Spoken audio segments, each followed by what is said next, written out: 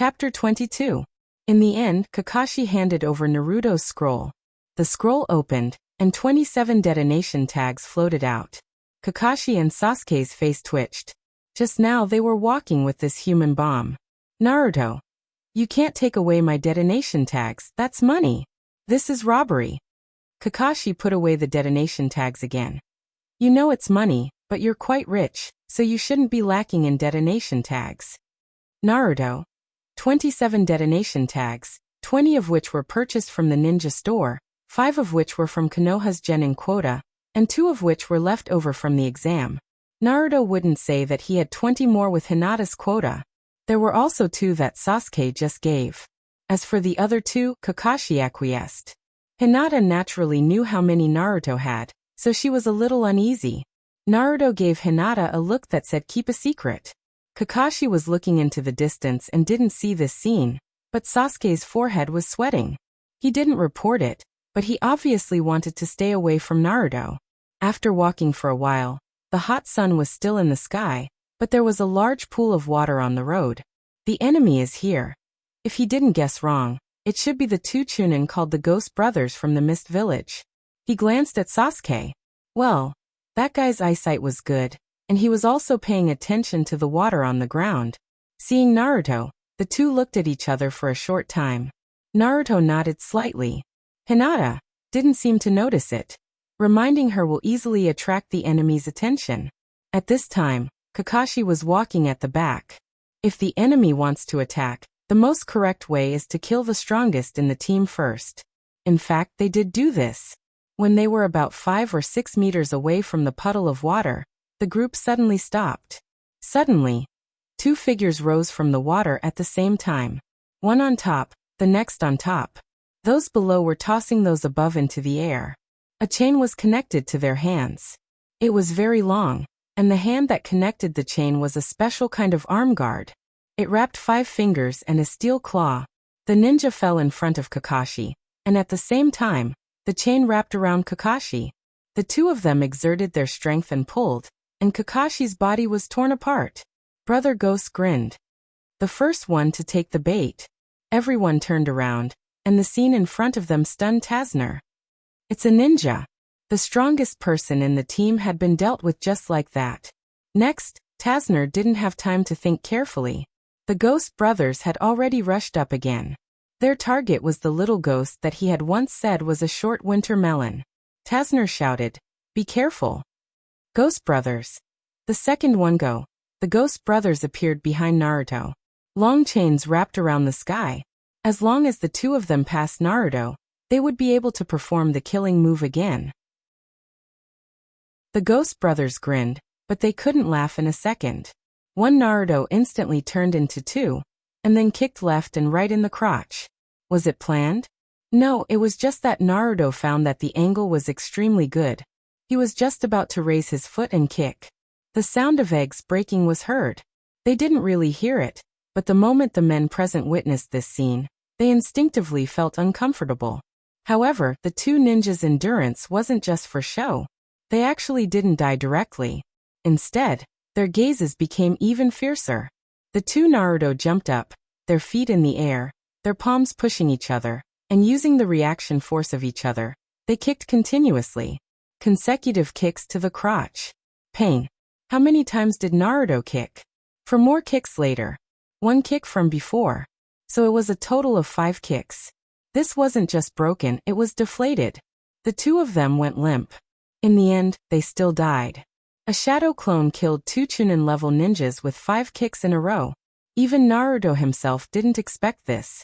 The kunai was placed horizontally at the throat of the Ghost Brothers. Naruto. Hey, aren't you too weak? One of the ninjas struggled, and the kunai was directly inserted into his throat. He died. The other Naruto saw this and cursed. F***ck. You killed one just like that? That Naruto. He struggled, so I killed him. Naruto. Well, it was stupid to reason with a shadow clone. After all, it was just following an order. But what was shocking was that in the next moment, the other Naruto also inserted his ninja weapon into the throat of his subordinate. Then I'll kill him too. The scene in front of them couldn't be explained with common sense. Kakashi reappeared and looked at the scene in front of him speechlessly. Everyone was relieved when they saw that Kakashi was fine. Looking back at the place where Kakashi died, there was only a piece of wood that had been smashed. There was no doubt that it was a substitution technique. Kakashi looked at the two Naruto. Both of them are clones? The two Naruto turned their heads, and without waiting for an answer, they disappeared with a bang. A disgusting Naruto walked out of the forest. Naruto, sorry my clone is a little. Naruto shut up because he couldn't bear to vomit. The friction of the kunai and the burning feeling of his bloody hand made him feel like he had been thrown into a pile of rotten fish intestines, and he felt disgusted. Kakashi. This is another flaw of the shadow clone technique, but it's nothing. It's just that it's more straightforward when killing people. Be careful when you use it in the future. Don't kill the wrong person. Naruto walked in front of the two people who were still whimpering with their mouths open. It turned out that cutting off the laryngeal artery was impossible for people to stop moving in an instant. So what he saw on TV in the past was all fake. Could this be considered a virgin kill in this world? And it was a double kill? Naruto stepped forward and pulled the two people's faces to the ground.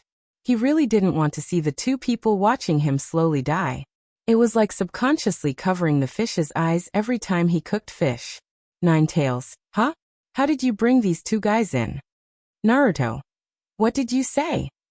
The next moment, the scene in front of Naruto changed to Nine Tails' huge cage. But it was different from usual. There were two more people here. Naruto. These two people. Didn't I just kill them?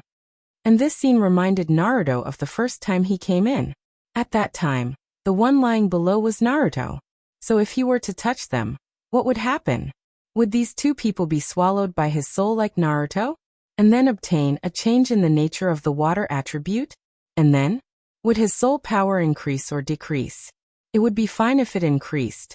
If it decreased, chakra would also decrease Naruto. Teacher Nine Llamas. Tell me, what should I choose? Nine Tails, who knew Naruto's situation, naturally knew what Naruto was hesitating about. Try swallowing one first. Take this opportunity to confirm your original guess. Naruto hesitated for a moment, then raised his hand and walked toward one of them. Some things will never be known if you don't try. Naruto. I've memorized all the ninjutsu on the Forbidden Technique scroll, so it's fine even if I lose some spiritual power. Saying that, he pressed his hand on one of the people's face. Chapter 23. Weak. This time, even if Nine Tails didn't say anything, Naruto himself could feel that his soul power was decreasing. It was as if he suddenly felt sleepy. His head began to feel a little dizzy. Nine Tails. Press your hand on my chakra again. Naruto followed the instructions and pressed his hand on Nine Tails' chakra. Under the stimulation of the burning sensation, Naruto felt that his consciousness was much clearer. Naruto. How is it? Is there any change? Nine Tails. Interesting. Your soul has fused with the water attribute, but the soul power consumption is only 1/10 of the fusion with the yang attribute. Naruto, try to devour another person's soul. I have an interesting guess. Should he devour again? Losing 1/10 of his soul power, under the effect of the wooden bucket, would mean losing 1/10 of chakra. After hesitating for a moment, Naruto pressed his hand on the other person's head. This time his consciousness wasn't blurred, but became more and more awake. His soul power was increasing. Nine Tails. How do you feel? Naruto. I feel like the lost soul power has returned. Nine Tails. It seems like that fusing with an attribute that doesn't have will consume soul power. And once you devour something that has already been fused, your soul power will increase. That's it? If that's the case, as long as his soul power allows, wouldn't he be able to fuse with all attributes? This ability was unexpectedly a little awesome. Naruto. Then is there any adverse reaction? Nine Tails. Adverse reaction. As long as the strength of your soul doesn't exceed the strength of your body, there shouldn't be a problem. Naruto. If the strength of the soul exceeds the strength of the body, what happens? Nine Tails. It will put too much of a burden on the body. It will consume vitality, and when the vitality is exhausted, the person will die. The communication in the spiritual world seemed to take a long time, but in the real world, it was only a moment. In the eyes of the crowd, Naruto just lowered his head, turned the two people's faces to the ground, and then stood up. Naruto, the feeling of killing someone is so uncomfortable. Is no one comforting me? Naruto looked at the crowd. Only Hinata came over to help Naruto wipe the blood off his hands. Surprisingly, Naruto found that he had adapted quickly. Just a moment ago, he had been disgusted by the sight of the corpse, but now he no longer felt that way. He could not help but ask Ninetales in his heart. No other side effects?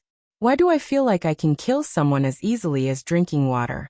When those two fellas fused into my body, they didn't distort my personality. Ninetales. Is being used to killing considered a weakness? I'm already used to it. Naruto. Alright, to discuss this kind of thing with a demon fox, he must be retarded. Hinata said. Naruto-kun, you look better. You were a little pale just now. Naruto. With you by my side, killing someone is nothing. Is it really okay to talk about love in front of two corpses that are still warm? Tazuna looked at Naruto, the little guy with golden hair, and couldn't help but feel a little scared. Kakashi. Mr. Tazuna, I think we should talk. Kakashi's words diverted everyone's attention. Kakashi. If I guess correctly, these two chunin wearing the forehead protector should be looking for you, right? A mission involving ninjas is no longer a C-level mission, it's at least a B-level mission. Tazuna lowered his head. Kakashi. Maybe you have your own difficulties, maybe you can't afford a B-level mission, maybe it's something else. But those have nothing to do with us. If you do this, it will make things difficult for us. Everyone looked at Tazuna. Tazuna. Then Kakashi no longer paid attention to Tazuna and turned to look at the ninjas in his class. Kakashi. Everyone's performance just now was not bad. Kakashi. Sasuke and Naruto should have also discovered the enemy's trap, right? Sasuke. The sun is so hot, but there is such a puddle of water on the ground. It's hard not to find it. That's right. Today's wood-leaf area was sunny, there was no rain, but there was suddenly a large puddle of water on the road. It was as idiotic as an orange running into an apple basket. Kakashi nodded. Naruto's performance was very good. If I guessed correctly, Naruto should have used substitution jutsu to replace the original body and the clone hidden in the forest at the same time, right? Then the original body went to the tree behind Hinata, and secretly protected Hinata, who hasn't entered the state yet. You did a good job protecting your teammates, but in the middle of the mission you should prioritize protecting our client. Well, I don't think I'm the client anymore. Kakashi turned to Hinata. Your observation skills still need to be improved. Hinata lowered her head. I'm very sorry, I'm holding you back. Kakashi, well, after all, it's the first time facing a ninja. Pay more attention in the future, you'll improve. Seeing that Kakashi and the others were about to leave, Tazuna finally spoke. Sensei. I want to talk to you about something. Tazuna. It's related to the mission. I know this might be a bit difficult for you guys. Actually, there's an extremely terrifying guy who wants to kill me. Kakashi turned around. An extremely terrifying guy? Who is he? Tazuna. You might have heard of this person. He's the owner of the shipping company Cater, Kakashi. Huh? Cater? Don't tell me it's that Cater company. He's one of the richest people in the world. Tazuna. That's him. In front of others, he's the owner of the shipping company, but in private, he colludes with the mafia and ninjas to smuggle drugs and controlled products. He occupies other people's companies and even countries. He's a heinous villain. About a year ago, that guy set his sights on the Wave Nation. Relying on financial resources and violence, he quickly controlled all the transportation on the sea. For an island country, controlling transportation is equivalent to controlling all the wealth. And the only thing that can threaten Cater is this bridge under construction. Sasuke. So, the two ninjas we met just now were sent by Cater? Kakashi. Then why didn't you say anything when you sent the mission? Tazuna. The Wave Nation is a very small and weak country. Even the daimyo doesn't have much money. I don't even have to say anything. If I had applied for a B-level mission with a high reward.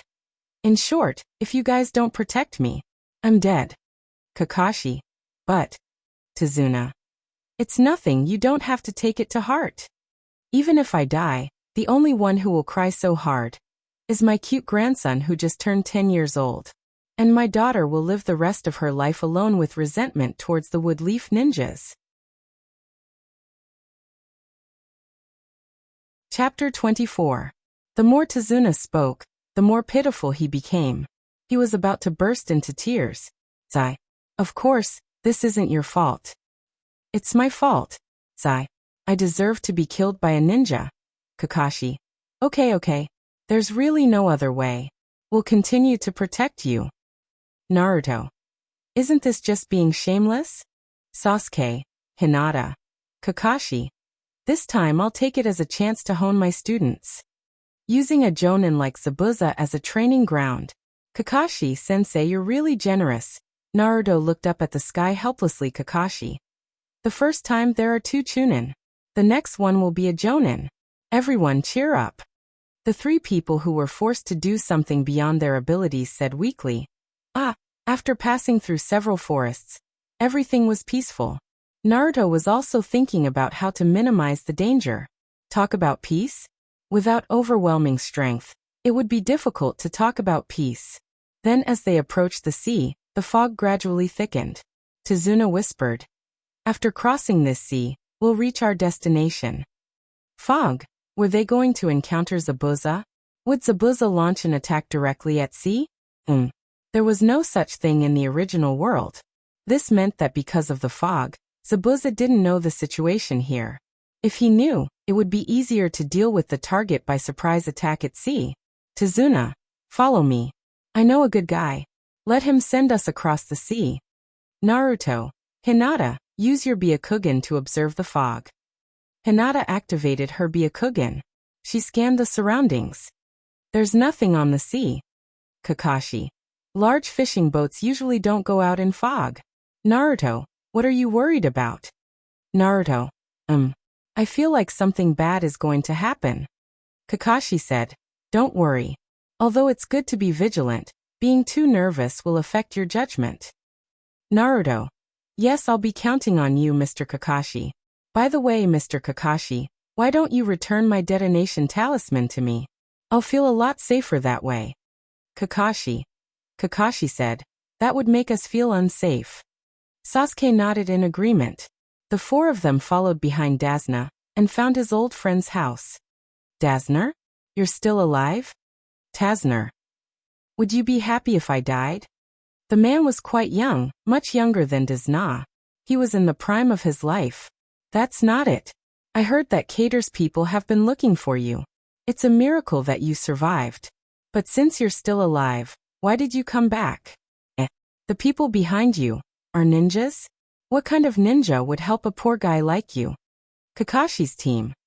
If they knew in advance, no ninja would get involved in this mess. But encountering someone who got on the bus first and didn't pay for the ticket, it was hard to explain. Dazna. Of course I have to come back. If I don't come back, who will build the bridge? The young man shook his head. Cater won't let you build the bridge smoothly. But in the end, Dazna still persuaded the young man with a favor from many years ago. As for what kind of favor it was, he didn't know. On the boat, the young man muttered, "Thank the fog today. If it wasn't for the fog, I definitely wouldn't have sent you off." This boat was a speedboat, the kind that burned oil, but the young man had no intention of turning on the motor. Instead, he slowly rowed the boat with a pair of diligent hands. The wave country wasn't far, so the sea wasn't very wide. It didn't take long even if he rowed with his hands. In the fog, the outline of a bridge could be vaguely seen. The bridge was half-built. Dazna stared at the bridge after seeing it, as if he wanted to finish the bridge with his eyes. Everyone finally got ashore.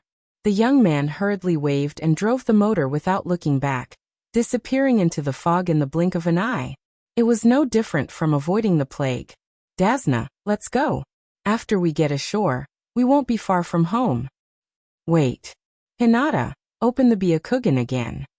Naruto stood in place and stopped everyone from moving forward. Hinata opened the Byakugan and looked forward. There was a person squatting on the trunk. Hinata. Ambush. Kakashi looked over. At the same time, a huge beheading sword suddenly swept over. Kakashi. Get down. Naruto stared at the flying Zanpakuto. This is the time. Multiple shadow clone. 10 Naruto rushed at the beheading sword. Bang. Bang. Bang. Bang.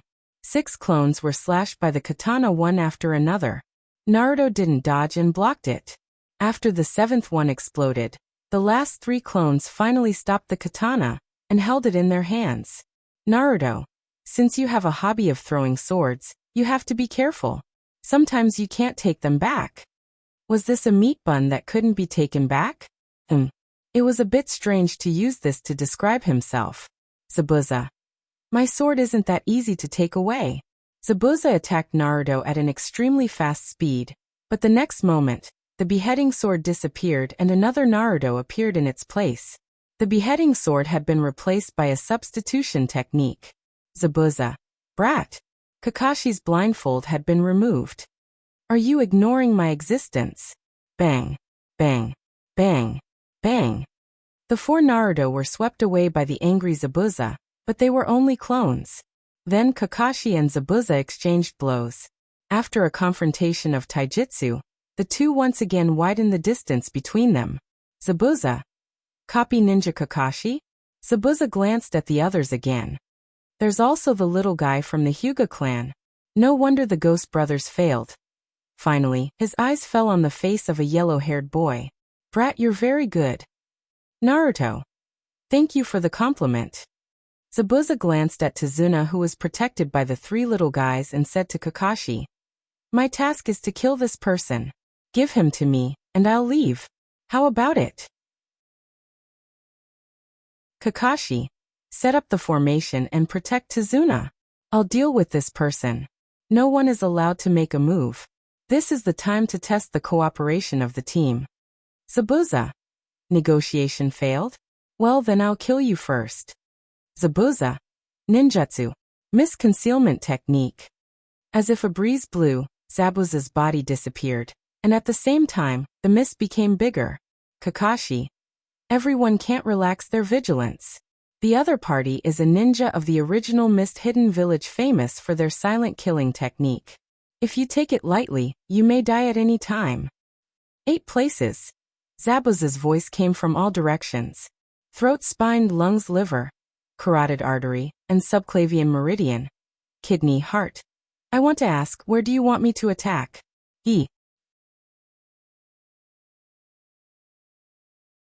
Chapter 25.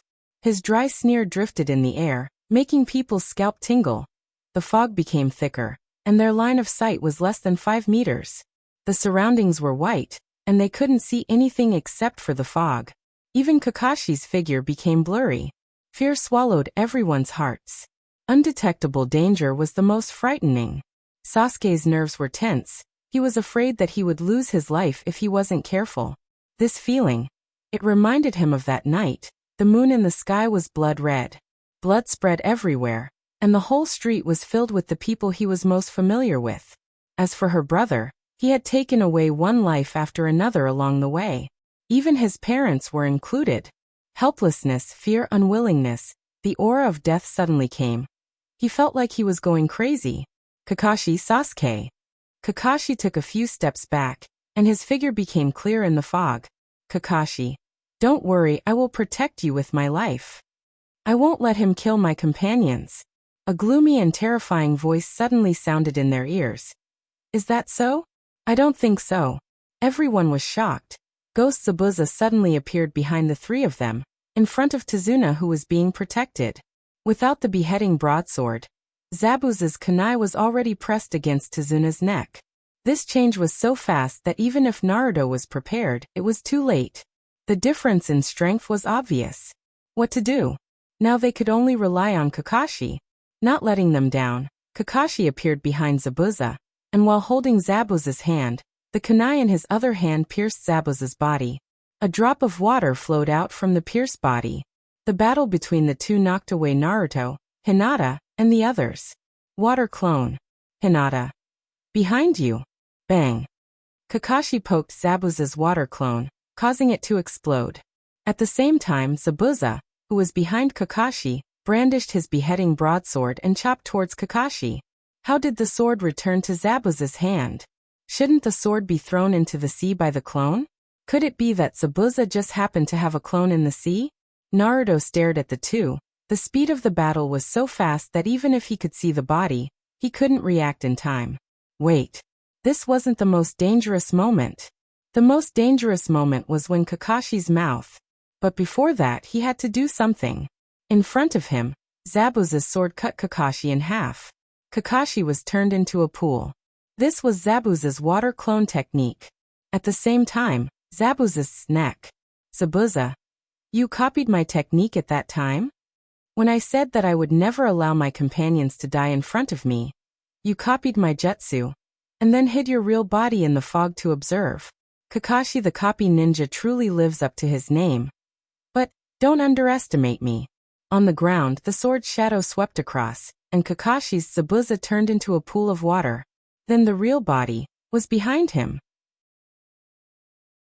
Kakashi dodged the sword, and the sword fell to the ground.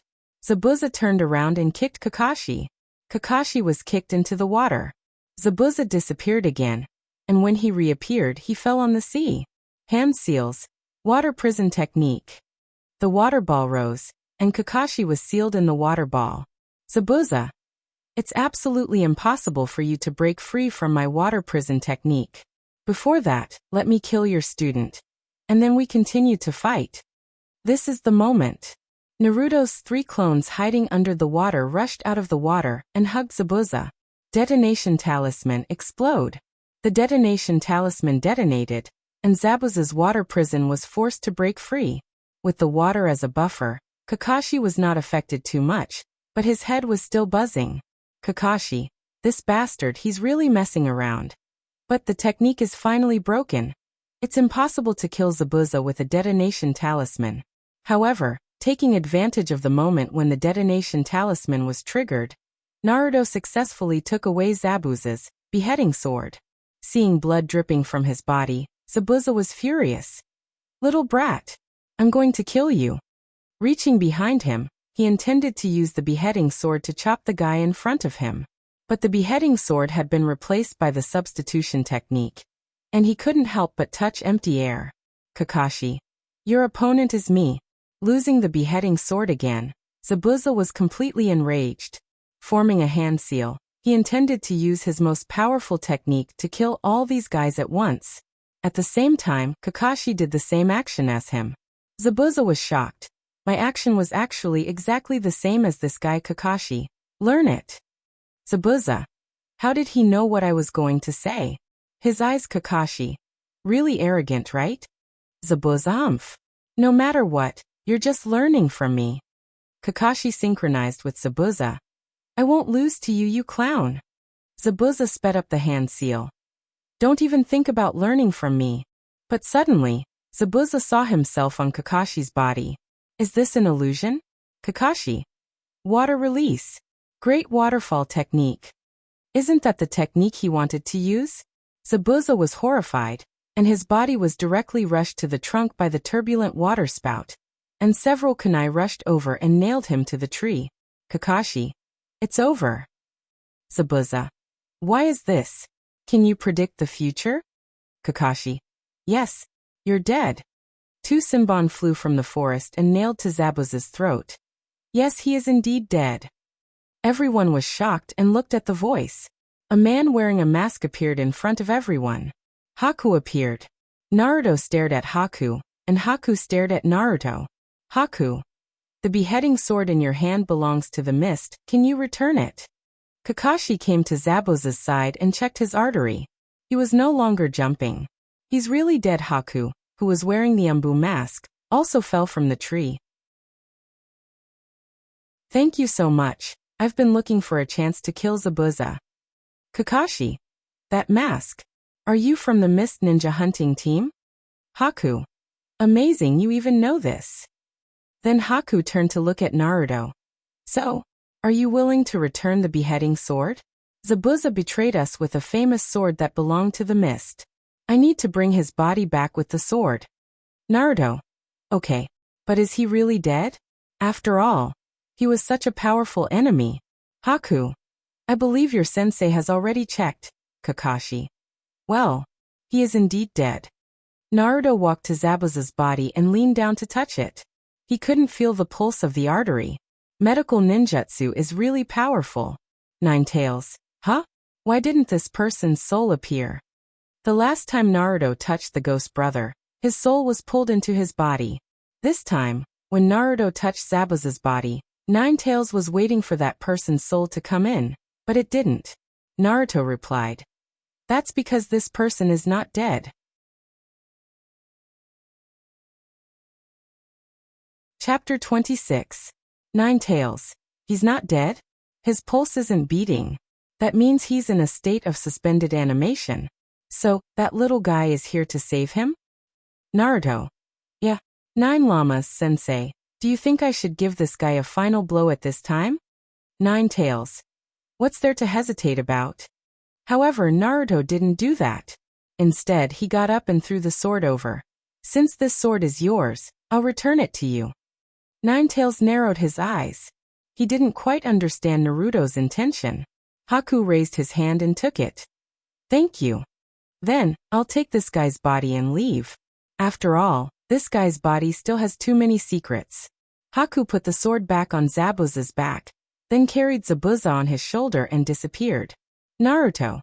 Kakashi-sensei, could Zabuza be in suspended animation? Suspended animation. Kakashi's eyes widened. If it was suspended animation. Kakashi, not good. Kakashi intended to chase forward, but because of excessive use of Sharingan, chakra was exhausted. His body couldn't exert any strength, and his footsteps were weak. Naruto was struggling in his heart. Should he let Haku go or leave them behind? If he let them go this time, Haku and Zabuza will definitely attack them again. Reason told him that it was not the time to be merciful. Being merciful to the enemy is being cruel to yourself. Moreover, only the strong have the right to be merciful, and you don't deserve it now. With a decision in his heart, Naruto made a seal with one hand. Explode! A deafening sound came from 100 meters away. Detonation talisman. And it's the power of a large number of detonation talismans exploding together. Naruto, Hinata lock onto the enemy's position. The battle isn't over. Although Hinata didn't know what happened, she still subconsciously followed Naruto's instructions and activated Byakugan. Nine Tails. Detonation talisman?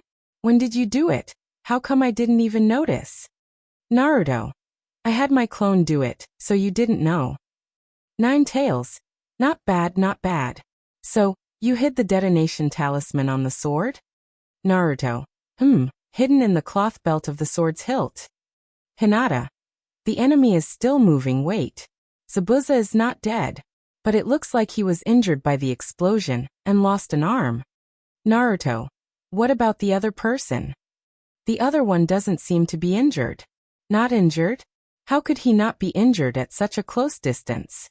Tell TSDA talisman teat, TA. TA scroll, a talisman that's. Est. Teat. SSSSSS. The scroll unfurled, and 27 detonation talismans floated up. Multiple shadow clone technique. Each of the 27 clones grabbed a detonation talisman in the air and rushed toward the location Hinata reported. Hinata wanted to chase after them. Naruto. You and Sasuke stay here and take care of Kakashi-sensei. After saying that, Naruto chased after him with his clone. At that moment, Kakashi seemed to see Naruto's. In his daze, he forgot to stop Naruto. Naruto entered the forest and soon arrived at the site of the explosion.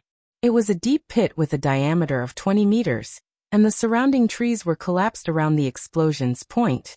Naruto found it hard to imagine how Haku escaped from such an explosion. It took him 20 detonation talismans to create this effect. Naruto. Sensei Nine Llamas, can you sense where the enemy is? Nine Tails. He's right behind you. What? He concentrated his chakra under his feet and quickly changed direction to the side. At the same time, an icicle pierced Naruto's original position. Haku's figure appeared and landed on a tree.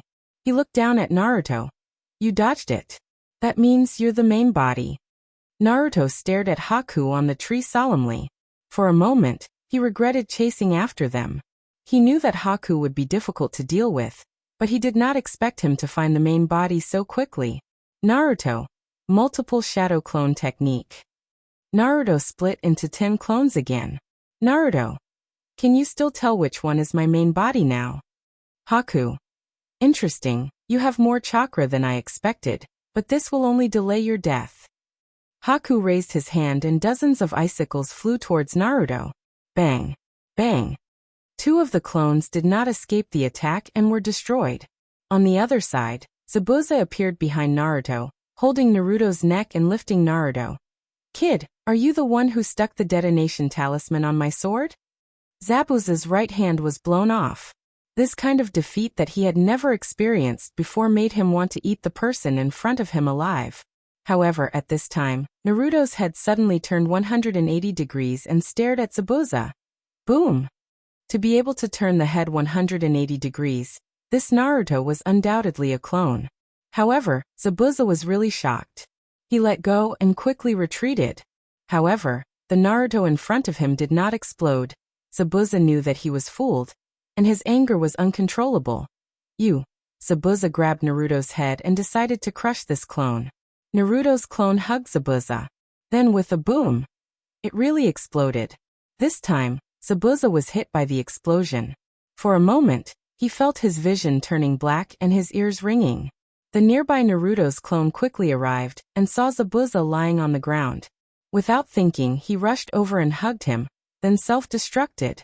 This repeated 3 times in a row until Zabuza's head was blown off. This was the command of Naruto's clone. Catch the enemy, self-destruct. After Zabuza was defeated, Naruto's main body could not help but breathe a sigh of relief.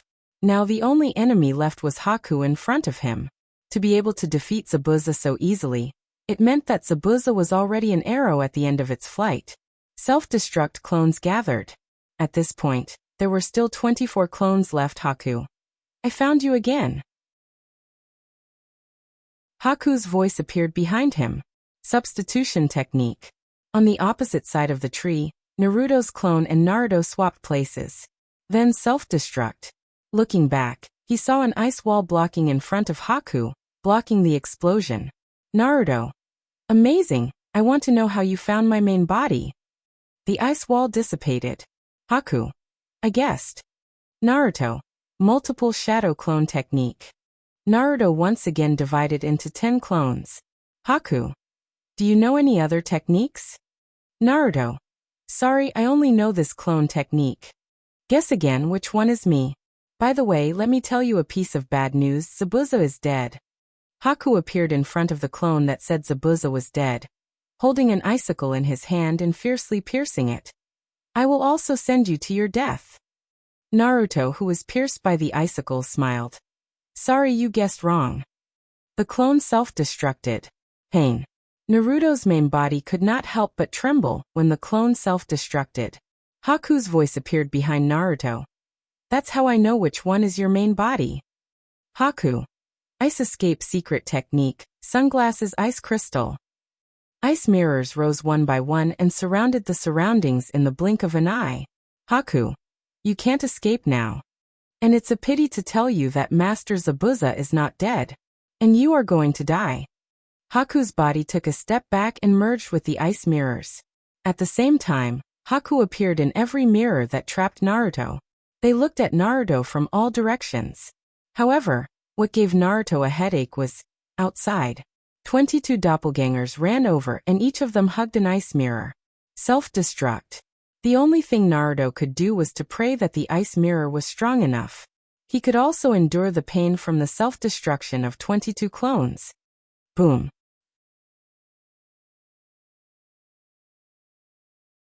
Chapter 27.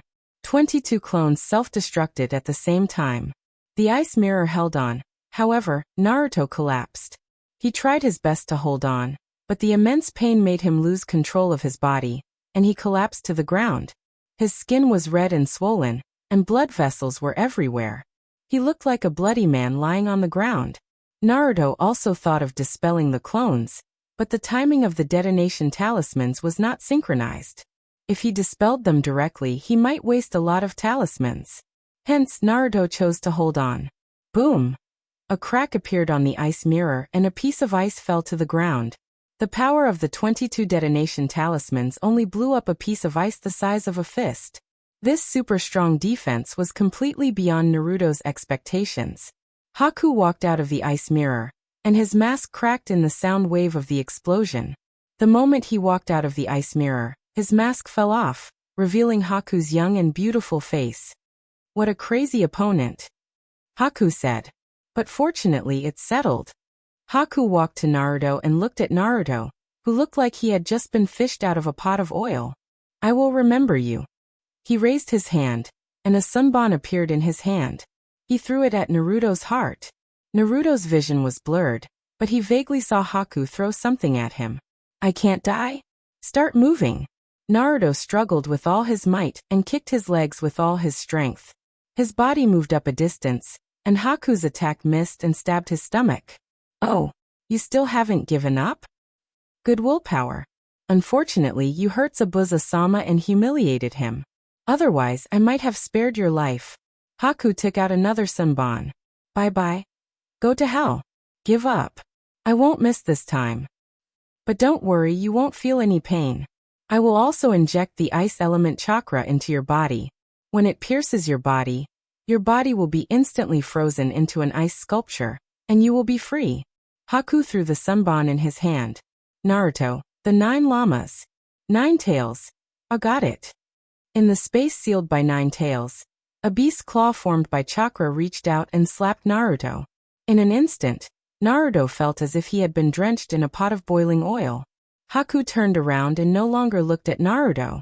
In his opinion, it was impossible for Naruto, who had already lost the ability to fight, to make any more waves under this attack. But the moment he turned around, he felt a sense of danger. Danger. Although Bai did not know what was going on, he instinctively sped up and merged with the ice mirror. Ring. Crack. Crack. Crack. Ha. Senbonzai stabbed into the ground. Ice element chakra erupted, freezing the ground. Sharp ice crystals bloomed on the ground, forming a beautiful ice flower. He missed. How could this be? That guy actually dodged it. In the ice house that was pieced together by dozens of ice mirrors, Haku had absolute vision. He saw Naruto. Naruto was on the top floor of the ice house, grabbing the ice mirror above like a leopard cat. It was obvious that the other party had suddenly jumped up and dodged the attack. Haku, still not willing to die? But in my hands, I can't let you live. The feeling that the other party gave him made Haku feel a little scared. So he decided to get rid of this guy as soon as possible. However, just as he used the characteristics of the sunglasses ice crystals to reflect on the ice mirror opposite him, and instantly changed his position, intending to attack from the enemy's blind spot, Naruto turned his head. Their eyes met. Haku was shocked. He could see through his speed. This was impossible. The reflection between the sunglasses ice crystals was almost at the speed of light. In the world formed by the sunglasses ice crystals, he was invincible. His body had already left the ice crystal and attacked Naruto. Naruto moved. He bounced up from the ice crystal above and waved his fist at him. Senbonzai and the other party's fist collided, but Senbonzai was the one that broke. Then the fist pierced through his chest, and his body was pierced through. Defeated. The two landed on the ground, and Naruto pulled his hand out of the other party's body. Blood gushed out like a fountain. A large mouthful of blood gushed out from Haku's mouth at the same time. Haku, Zabuza-sama. I lost. I'm useless, Haku muttered to himself, and the light in his eyes gradually dimmed. Naruto stood in front of Haku. Any last words? Another mouthful of blood gushed out from Haku's mouth. Let Zabuza-sama go, Naruto. I can't do that. Haku closed his eyes. Then bury me with Zabuza-sama, Naruto. Okay. The last trace of light in Haku's eyes dissipated. Nine Tails. Sure enough, as long as you kill the enemy and touch the enemy's body, you can pull the enemy's soul into here. Haku's soul was sucked into the sealed space of Nine Tails. Naruto didn't say anything. He wanted to take advantage of Nine Tails' chakra to get rid of Zabuza. Multiple shadow clone technique. With the support of Nine Tails' chakra, thousands of Naruto's clones scattered in all directions, looking for traces of Zabuza. Soon several of them saw Kakashi, Naruto. Under Kakashi, Zabuza fell down, and his bones were not cold yet. It was obvious that he had just been killed. Naruto's clone dispelled and sent the news to his main body. 5 minutes later, Naruto's main body came to Zabuza's body and pressed his hand on Zabuza's body. Then he fainted under the call of everyone. When Naruto opened his eyes again, he was stunned. He found himself lying in a farmhouse. Next to him was Kakashi. But Kakashi wasn't by his side, but lying on the bed with him. Because Sharingan was overused. And then he forced himself to kill Zabuza. This time he would be lying down for a long time. Naruto. This time I almost died. I have to become stronger as soon as possible, no matter what method I use. Naruto's consciousness entered the sealed space of Nine Tails. Zabuza and Haku's souls fell to the ground. They seemed to be sleeping peacefully. Nine Tails. These two guys' souls are very strong. Naruto. Well. Naruto raised his hand and pressed on Zabuza's soul. Zabuza's soul twisted and flowed into Naruto's body. His soul power rose. His mind became clearer and clearer. Naruto suddenly found that this feeling was indescribably intoxicating. Naruto. Nine Lamas, Sensei, help me see if there are any other changes in my soul. Nine Tails' chakra overflowed from the cage. Naruto pressed his hand on Nine Tails' chakra. Surprisingly, the burning sensation wasn't as intense as before. Could it be that he began to adapt to Nine Tails' chakra? Nine Tails. The attributes have not changed, but the soul power has more than doubled. Naruto. Nine Lamas, Sensei, Zabuza definitely has more than the water attribute chakra, but I still only fused with the water attribute. Why is that? Nine Tails. It should be, the water attribute imprint in his soul is more complete. The imprint that hasn't formed dissipates, leaving only the next one. If the body is left for a long time, it may not even leave the water attribute imprint. An attribute spiritual imprint. Naruto. Is my current soul power the limit of my body? Nine Tails. Not yet. The Uzumaki bloodline is stronger than you think. Normally, when we are pulled out of the human pillar force, the human pillar force will die immediately. But after that man pulled me out of Uzumaki Kushina's body, Uzumaki Kushina was still able to fight with me. Naruto nodded. Then the next one is Haku. Haku's ice release is very powerful. If I devour Haku, I can inherit this powerful force. In this battle, if it weren't for Nine Tails, I wouldn't be his opponent at all. Naruto came in front of Haku's soul. Naruto. Fuse into my body and become my strength. Perhaps this is also a continuation of life. Naruto pressed his hand on Haku's body. The moment the two touched, Haku's soul began to distort, liquefying into water and flowing into Naruto's soul. Naruto was prepared to consume his soul power. But this time, the consumption of soul power was beyond Naruto's imagination. He only felt a blur in front of his eyes. Then he lost consciousness and didn't know anything. Nine Tails widened his eyes. In front of him, Naruto's soul was visibly fading. To be precise, it was rapidly shrinking, condensing into a mark in front of his forehead. Naruto's body was already transparent, but the mark didn't seem to be satisfied. Then, an arm stretched out from Naruto's body, ignoring the 8 trigram seal, and pressed on Nine Tails' body. When Naruto woke up again, it was already night. The light was dim, and there wasn't even a candle. I seemed to be fainting for no reason recently. Looking at his side, Kakashi was still sleeping. Naruto closed his eyes, and his consciousness entered Nine Tails' space. Nine Tails. What kind of monster are you? Being called a monster by a monster made Naruto feel a little confused. Naruto. What happened after I fainted? Nine Tails. You don't remember anything? Naruto. I remember pressing my hand on Haku's body then. I fainted. How was it? Did you succeed? Can I use the ice escape in the future? Ninetales didn't speak, and Naruto felt a little awkward. He looked up at the cage, then glanced at Ninetales and asked, "Has this cage become bigger?" "No.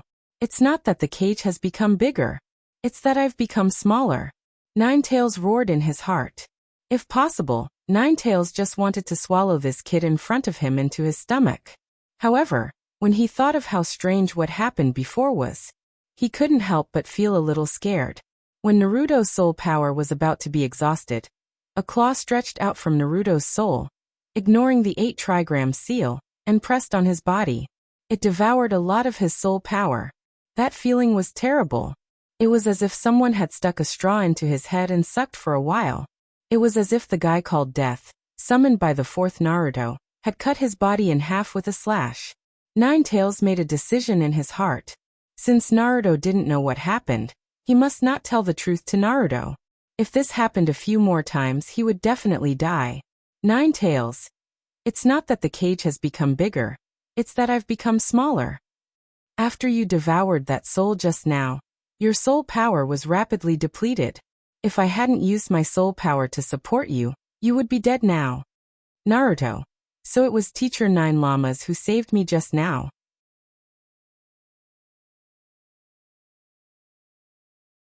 Chapter 28. Would Ninetales be kind enough to take the initiative to save him? Ninetales. Humph. If it weren't for the fact that I can't live if you die, I wouldn't care about your life. Naruto. Then I have to thank Teacher Nine Llamas. Although he said that, Naruto still felt that something was wrong. This was because he did not feel any rage from the nine-tailed beast. People said that the eyes were the window to the soul, and one could know what a person was thinking just by looking at their eyes. But compared to the eyes, the soul was even more difficult to fake. Naruto had seen Ninetales angry before. After learning that the 4-symbol seal removal technique could not remove the 8 trigram seal on Naruto's body, the anger that Ninetales showed at that time gave Naruto the feeling that it was going to destroy the world. And now Ninetales' body had obviously shrunk by a lot, which showed that the consumption of soul power was definitely not low. This kind of thing should be even more angry, but there was no anger. Strange, Ninetales. Naruto, don't fuse attributes casually in the future. You might faint next time and never wake up again. Naruto. There was some discomfort on his forehead, and he felt that there was a foreign object on his forehead. Naruto subconsciously wiped it away. It was a different touch from the rest of his body. Naruto lowered his head and saw the engraving on his forehead. It was a circle with a pentagram drawn in the middle. There was a grayish-silver light flowing on it, and there were 2 adjacent pentagrams with golden threads at the sharp corners. What was this? Naruto couldn't tell, so he asked Ninetales, "Teacher Nine Llamas, what's on my forehead?" Ninetales. I've never seen it before, so I don't know. Ninetales' attitude was indeed problematic. Naruto carefully looked at the 2 sharp corners outlined by golden threads on the pentagram. The arc connecting the 2 sharp corners was also different from the others, and there were unknown words engraved on the outside. The pentagram represented the 5 basic chakra species. 2 colored sharp horns, wind and water attributes. It should be related to the fusion of chakras attributes. In that case, what exactly was this imprint? Could it be that he would only know after fusing all 5 attributes? That's not right. When I fused the wind and water attributes, this imprint didn't appear. Instead, it only appeared after fusing with the ice attribute. Then would he have to fuse with the bloodline limit? Ninetales. Brat. Did you hear what I said? I forbid you from randomly devouring souls in the future. Naruto promised. Yes, I won't mess around anymore. Teacher Ninth Llamas, is my soul power more or less than before? Ninetales. Of course it's less, but it's purer. Naruto. Pure? Is there a difference in soul power? Ninetales. Of course the cultivation of the soul is the cultivation of the spiritual power. The stronger and firmer the willpower, the stronger the spiritual power. The external manifestation is that your control over chakra is stronger. And the internal manifestation is that your soul power is pure.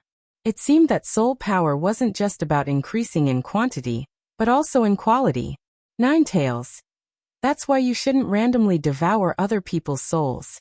It will make your soul impure, and when your soul is impure, your control over chakra will be reduced. It's not good. Devouring other people's souls would make one's soul impure. But his soul power was clearly purer now. This self-contradictory statement. It seemed that for some reason, Ninetales didn't want him to devour other people's souls. No, to be precise, he didn't want him to fuse with the attributes. And the reason why his soul power had become purer. Naruto raised his hand and touched the imprint on his forehead. Things suddenly became more interesting. His consciousness withdrew from the space sealed by Ninetales. Naruto opened his eyes and looked around. He didn't see the executioner's blade. Naruto moved his body a bit and got out of bed after he didn't feel any discomfort. Did he retrieve the executioner's blade or not? It contained very precious living steel. Naruto wanted to fuse with the blade and create his own weapon. Multiple shadow clone technique. 500 Narutos left under the cover of the night and entered the forest. He began to search around the explosion site and the place where Zabuza died. He really did find the executioner's blade. When the doppelganger brought the executioner's blade back, Kakashi had already woken up. Kakashi. You really like this blade? Naruto was about to seal the blade in his storage scroll when he was surprised by Kakashi's sudden question. Naruto. If you buy this blade, you should be able to get a lot of money. Kakashi. Sell it. If you want to sell it, you should keep it. Don't keep it by your side. It will cause a lot of unnecessary trouble. Trouble? You mean the Mist Village? Naruto nodded and followed the method of using the storage scroll. He poured Chakra's seal and sealed the executioner's blade in the storage scroll. Kakashi. How did you find out that Zabuza was in a state of suspended animation? Asking about this, it's troublesome to explain, Naruto. Intuition, after all. We spent so much effort and still couldn't kill him. It doesn't make sense for a kid to kill him so casually. Kakashi. Intuition is good. Sometimes intuition can save your life. This is it, fooled. That's good. That night, Kakashi and Naruto talked about the fourth Naruto. Naruto listened obediently on the side. The next day, everyone made a summary of the battle. Then Kakashi arranged a cultivation task for everyone. Well, it was the cultivation for Chakra's control, climbing trees. Naruto practiced this technique in private, and it wasn't difficult at all. Hinata, as the eldest daughter of the Zong family, never lacked cultivation lessons. Climbing trees was something that Chakra had learned long ago. As for Sasuke, after knowing the principle, he calmed down and focused his attention. Therefore, the three directly went to the next step, walking on water. Perhaps because the soul power was more pure. The control of Chakra's spiritual force was also strengthened. Naruto only tried a few times and succeeded. Then Naruto began to cultivate Chakra's nature change. Wind and water attributes were practiced at the same time. Of the 400 doppelgangers, 200 doppelgangers practiced the wind attribute, and 200 doppelgangers practiced the water attribute. The wind attribute Chakra's nature change cultivation, while Naruto continued the leaf-cutting cultivation method. For the water attribute, Chakra communicated with the river water and began to control the flow of the river water. As for the main body, it was weight-bearing cultivation, running back and forth on the water on the sea, in order to increase the weight to 500 kilograms as soon as possible, and open the first gate of the 8 inner hidden gates. Now Naruto's weight-bearing equipment was 25%, which was 205 kilograms. This was increased after the huge pain caused by the 22 detonation talismans that day stimulated Naruto's body. Then Ninetales' chakra repaired it. In Naruto's opinion, doubling the weight required to open the first gate was impossible without more than 3 months. This also made Naruto even more suspicious. Ninetales' method of achieving this in a month didn't exist. However, although Naruto was suspicious, he didn't intend to ask. In his opinion, it was definitely not a good thing. A month passed in a hurry as they cultivated. Kakashi's injury was almost healed, and Dazna's bridge was also built. During this period, Gato's subordinates tried to cause trouble several times, but they also gave up. After all, the Wave Country was just a small country with a backward economy. For merchants, when the cost was greater than the return, giving up was a common thing. On the day the bridge was built, Hinata, Naruto-kun, Kakashi teacher is calling us. Naruto. Coming. This day was also the day they returned to the Wood Leaf. As for the name of the bridge, under Naruto's instigation, it was named Kakashi's Bridge. Naruto. Funny.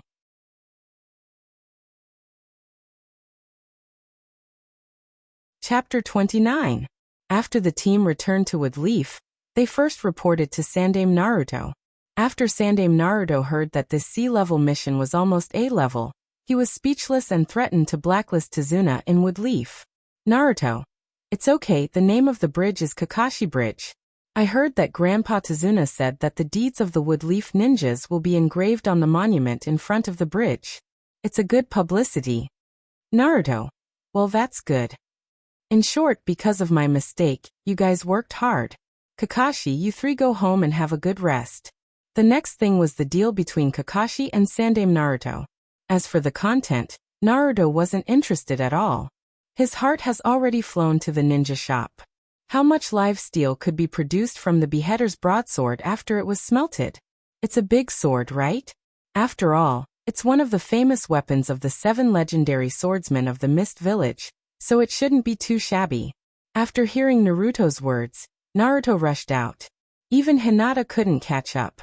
Helplessly, she could only weakly say, "See you tomorrow."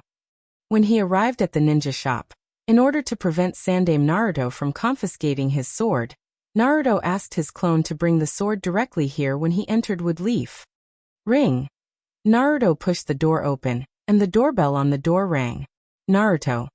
Uncle, how is it? Can this sword be smelted? At this time, the uncle was closing his eyes and stroking the ridge of the sword very solemnly. Naruto's main body pushed the door open and opened his eyes. Are you sure you want to smelt this sword? From the workmanship of this sword, I can feel that this sword is definitely made by a famous master. Its value is immeasurable. Naruto. It melted. No matter how good the saber is, it's useless if it's not suitable for me. I can make a sword suitable for me using the refined steel. Uncle. He wanted to say that this was a famous saber. Its value was definitely not only due to its material and workmanship, but also its external value. It was just like an antique. Although it was at best a piece of scrap metal, it was hundreds, thousands, and tens of thousands of times more valuable than scrap metal. 100,000 or 1,000,000 was not an exaggeration. Uncle. If you just want live steel, you can buy this knife and exchange it for more than the refined steel. Naruto. Who's going to do it? Uncle wanted to say, since it's yours to exchange. The words were on the tip of his tongue, but he did not say them out loud. He suddenly thought of another problem. Such a precious saber, with the little guy in front of him, he really didn't have the ability to exchange it. It was more likely that it would be snatched away. Could it be that the little fellow was even more insightful than him? Of course, more importantly, Naruto was afraid of trouble. Naruto. Uncle, can you change it for me? Uncle. Well, can you tell me the origin of this saber? Let me estimate. Naruto. Uncle, can't you see it? The middle-aged man smiled bitterly. To be honest, although I can barely forge a decent weapon, I'm still far from being a true swordsmith. This is also the reason why I don't spend much on swordsmithing. Naruto. Uncle, do you know about the Mist Village? Uncle raised his eyebrows. You mean the legendary Blood Mist Village? Naruto nodded. Uncle. That village didn't communicate with the outside world for more than 10 years, so I don't know much about it. But I do know a lot of scary legends. How? Is this saber related to that ninja village? Naruto. The Blood Mist Village is famous for the 7 ninja swordsmen, and this saber is one of them. Uncle. Then can I ask how you got it? Naruto saw that the uncle was a bit about to give up, but he didn't regret saying it. This uncle gave him a good feeling, and he didn't intend to cheat him. If you don't want to do it, there are other places in Konoha where you can forge. If you don't want to do it, you can just go to other places. Then Naruto talked about some of the things that happened during the mission. During this time, the uncle closed the door of the shop and even hung a sign outside. After listening to Naruto's story, the uncle's blood that was about to stop boiling couldn't help but boil a little. Of course, the specific details weren't disclosed. After all, ninja things needed to be kept secret. Uncle, then do you have the right to deal with this saber? Naruto, of course I took this saber back. Uncle gritted his teeth. Then just melt it. Naruto, aren't you going to find someone to replace it? Uncle, you're going to replace it? The two looked at each other and laughed. After making a decision, the uncle rubbed his hands. His forging skills were relatively average. Although he had fantasized about personally removing a top-grade material like live steel, he never thought that he would be able to do it so early. Uncle, let's talk. After the material is extracted, can you continue to commission me to forge a sword? I can do it for free. Naruto, Naruto was a little surprised that he didn't want to accept money. The uncle thought that Naruto didn't want to let him forge it, so he immediately increased the price. Uncle, don't worry, although my forging skills are a bit bad, I definitely won't disgrace this top-grade material.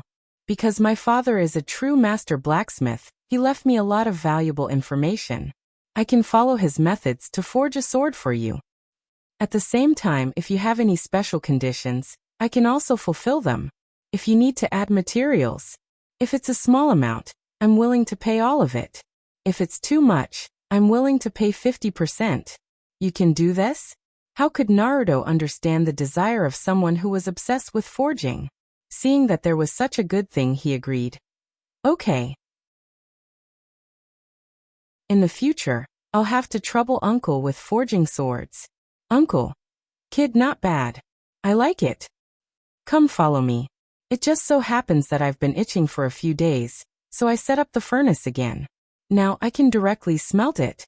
Naruto. Can I also watch it live? The uncle laughed. Silly kid, how can I not be present when refining live steel? So, the two closed the shop and left one after the other. They walked straight to the edge of the wood leaf, where there were few people. From afar, they could see that the big iron furnace was already steaming at this time. Next to it was a rare house made of stones. The uncle was obviously in a good mood today. As he prepared to melt the sword, he explained. This melting of the sword and the extraction of the material are also very particular. If you don't know what kind of metal material is in the sword, it will be very troublesome.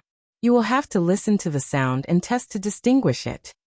But since this is a famous sword, you can trace it back to the source and start directly from the information you already have.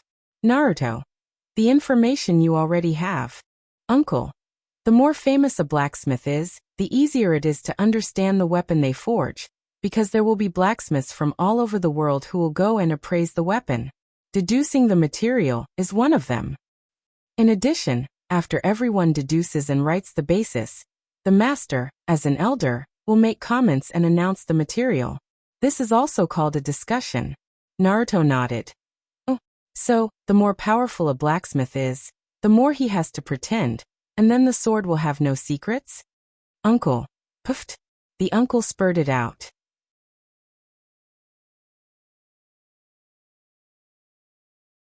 Chapter 30.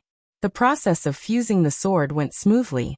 That was because the uncle found information about the beheading sword in his father's pile of information. Then he looked for the method of refining each material according to the fused materials, as well as the order of refining several materials together.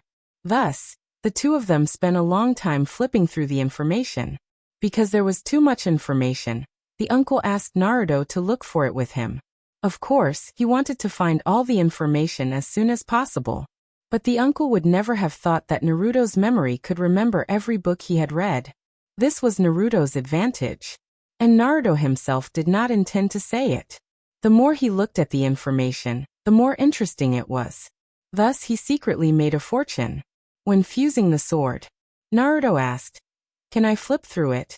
The uncle waved his hand encouragingly. Just be careful and don't turn some old pages into mush. As a result, Naruto became more and more brazen in stealing the technique. The uncle was guarding the railway. Seeing that Naruto was not staring with him, he muttered, "This silly boy, if I cut the materials, he won't even know. He's too naive."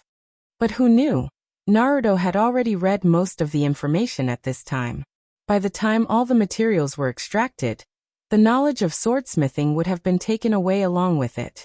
The knowledge of sword forging was mainly divided into 3 parts. The first part was the introduction of the materials. This included the types of materials, collection methods, refining, and the subtle differences between the materials produced in different areas, as well as the things to pay attention to. The second part was the forging method. It included the stacking of hammers, forging, how to rotate the hammer to save energy, how to borrow the force of the strike to save energy and increase patience, as well as the preparation before becoming a blacksmith, how to exercise a strong body, and the introduction of daily maintenance. Through this article, Naruto learned that advanced blacksmiths could also forge the body through sword forging. The third part was fusion and separation. This part mainly talked about the effects of the fusion of various materials and how to separate them. After reading the 3 parts, Naruto felt that he had opened the door to a new world. He had finished reading the book, but it was still memorable. The uncle walked up to Naruto. Naruto. He originally planned to take some extracts and prepare to proceed to the next step after opening the furnace. At this time, Naruto called out the names of 3 extracted substances in a row. Naruto said, "If you add these 3 materials separately during the refining process, you can even extract a fused composite metal." "Uncle, what did you say?" Naruto came back to his senses. "Oh, I just saw a master blacksmith talking about this beheading knife."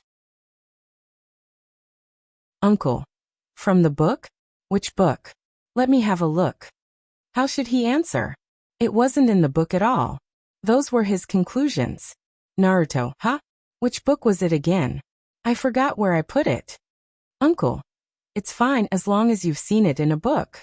There's no time to look for it." Naruto, yes. Confirm. So, the uncle found the 3 substances according to the names Naruto had just mentioned. Have you decided to release them or not? It's easy to ruin a lot of good materials, but the live steel shouldn't be affected. Naruto, well, I'll throw them in order later. In any case, other than the live steel, the rest are just icing on the cake. Uncle, okay, it's yours. We'll listen to you. Naruto silently calculated. According to the knowledge he had summarized from the materials, not only would this not affect the extraction of the live steel, but it would also consume the substances that would affect the separation of the live steel and increase the extraction of the live steel. However, he would also lose 2 materials that weren't very precious. Overall, it was a huge profit. At the same time, he could verify the accuracy of what he had learned from the book. Very soon, the 3 materials were refined into 3 alloys in a row. The first one was soft and sticky. The second one was hard and brittle and honeycomb-like. The third one was translucent and almost transparent. After the metal uncle examined it, he nodded and praised, "This method is not bad. The first one can increase toughness when added to weapons, the second one can change the structure to increase stability, and the third one can increase the transparency of chakra. It's suitable for most forging. It's worth it." Naruto, can you see which book it was recorded in? That master is definitely not an ordinary person. His theory is very valuable. Naruto, of this there are too many books. My eyes are blurred. I can't remember clearly. The uncle nodded. That's true. Let's not talk about you. I was also dizzy when I checked the materials for a while. Naruto. Naruto was very happy. The successful extraction of the 3 materials proved that the theory he had derived from the book was correct. At the same time, Naruto couldn't help but become interested in forging. Forging could also temper his body. Now every time his body became stronger, he would be one step closer to opening the 8 inner hidden gates. Where else could he find such a good thing? Naruto. Uncle, if I want to learn forging, what conditions do I need to meet? The uncle was taken aback. You want to learn forging too? Naruto. Yeah, I think forging is very amazing. The fusion of 2 materials can create so many incredible things. It's like a god's creation. Uncle, you think so too? Maybe it was because he was stimulated by the live steel, but the uncle was especially pure and excited today. So he pointed to the largest hammer on the side of the forging table. As long as you can lift this hammer, I can teach you forging. Naruto tried it, but the hammer was really heavy. He couldn't even pick it up. Uncle, don't waste your strength. No one can lift that hammer in one go. But you can start from a young age. Naruto, no. I want to try. Uncle, wait a moment. As he spoke, Naruto took off his outer clothes, revealing the weighted clothes and gauntlets he was wearing. Naruto, once chakra is injected into this thing, it can last for a long time. I have to take it off first. Naruto gently placed the weighted clothes and gauntlets on the ground. The uncle just glanced at it and didn't take it to heart. But the next moment, Naruto really lifted the big hammer. The uncle was shocked. He picked up Naruto's gauntlets. Heavy. How much weight are you carrying? Naruto, 25%, a total of 205 kilograms. 205 kilograms was 410 kilograms. This little guy was so fierce. Bang. The hammer fell, creating sparks on the iron felt. How is it? Uncle, I'm qualified, right? Uncle, not bad. You were born with a talent for forging. But in the future, I'll teach you the correct way to build muscles through forging. Otherwise, you'll be this tall in the future. The correct way? In fact, Naruto already knew how to do it. The reason why he wanted to forge was also one of the reasons. Naruto didn't want to be 5 meters tall forever just to practice the 8 inner hidden gates. Shaoli and Guy must have other correct ways to train the body. Unfortunately, the 8 inner hidden gates didn't mention it. Well, under normal circumstances, those who could come into contact with the 8 inner hidden gates naturally knew the correct way to train the body. Naruto, on the other hand, obtained the standard version through abnormal means. Therefore, when he saw that the weight training could easily stop the body from growing, Naruto's heart almost fell into despair. While the two were talking, steam began to come out of the refining furnace. Seeing this, the uncle was pleasantly surprised. There's blue-green steam coming out of the furnace. This is the sign that live steel is about to come out of the furnace.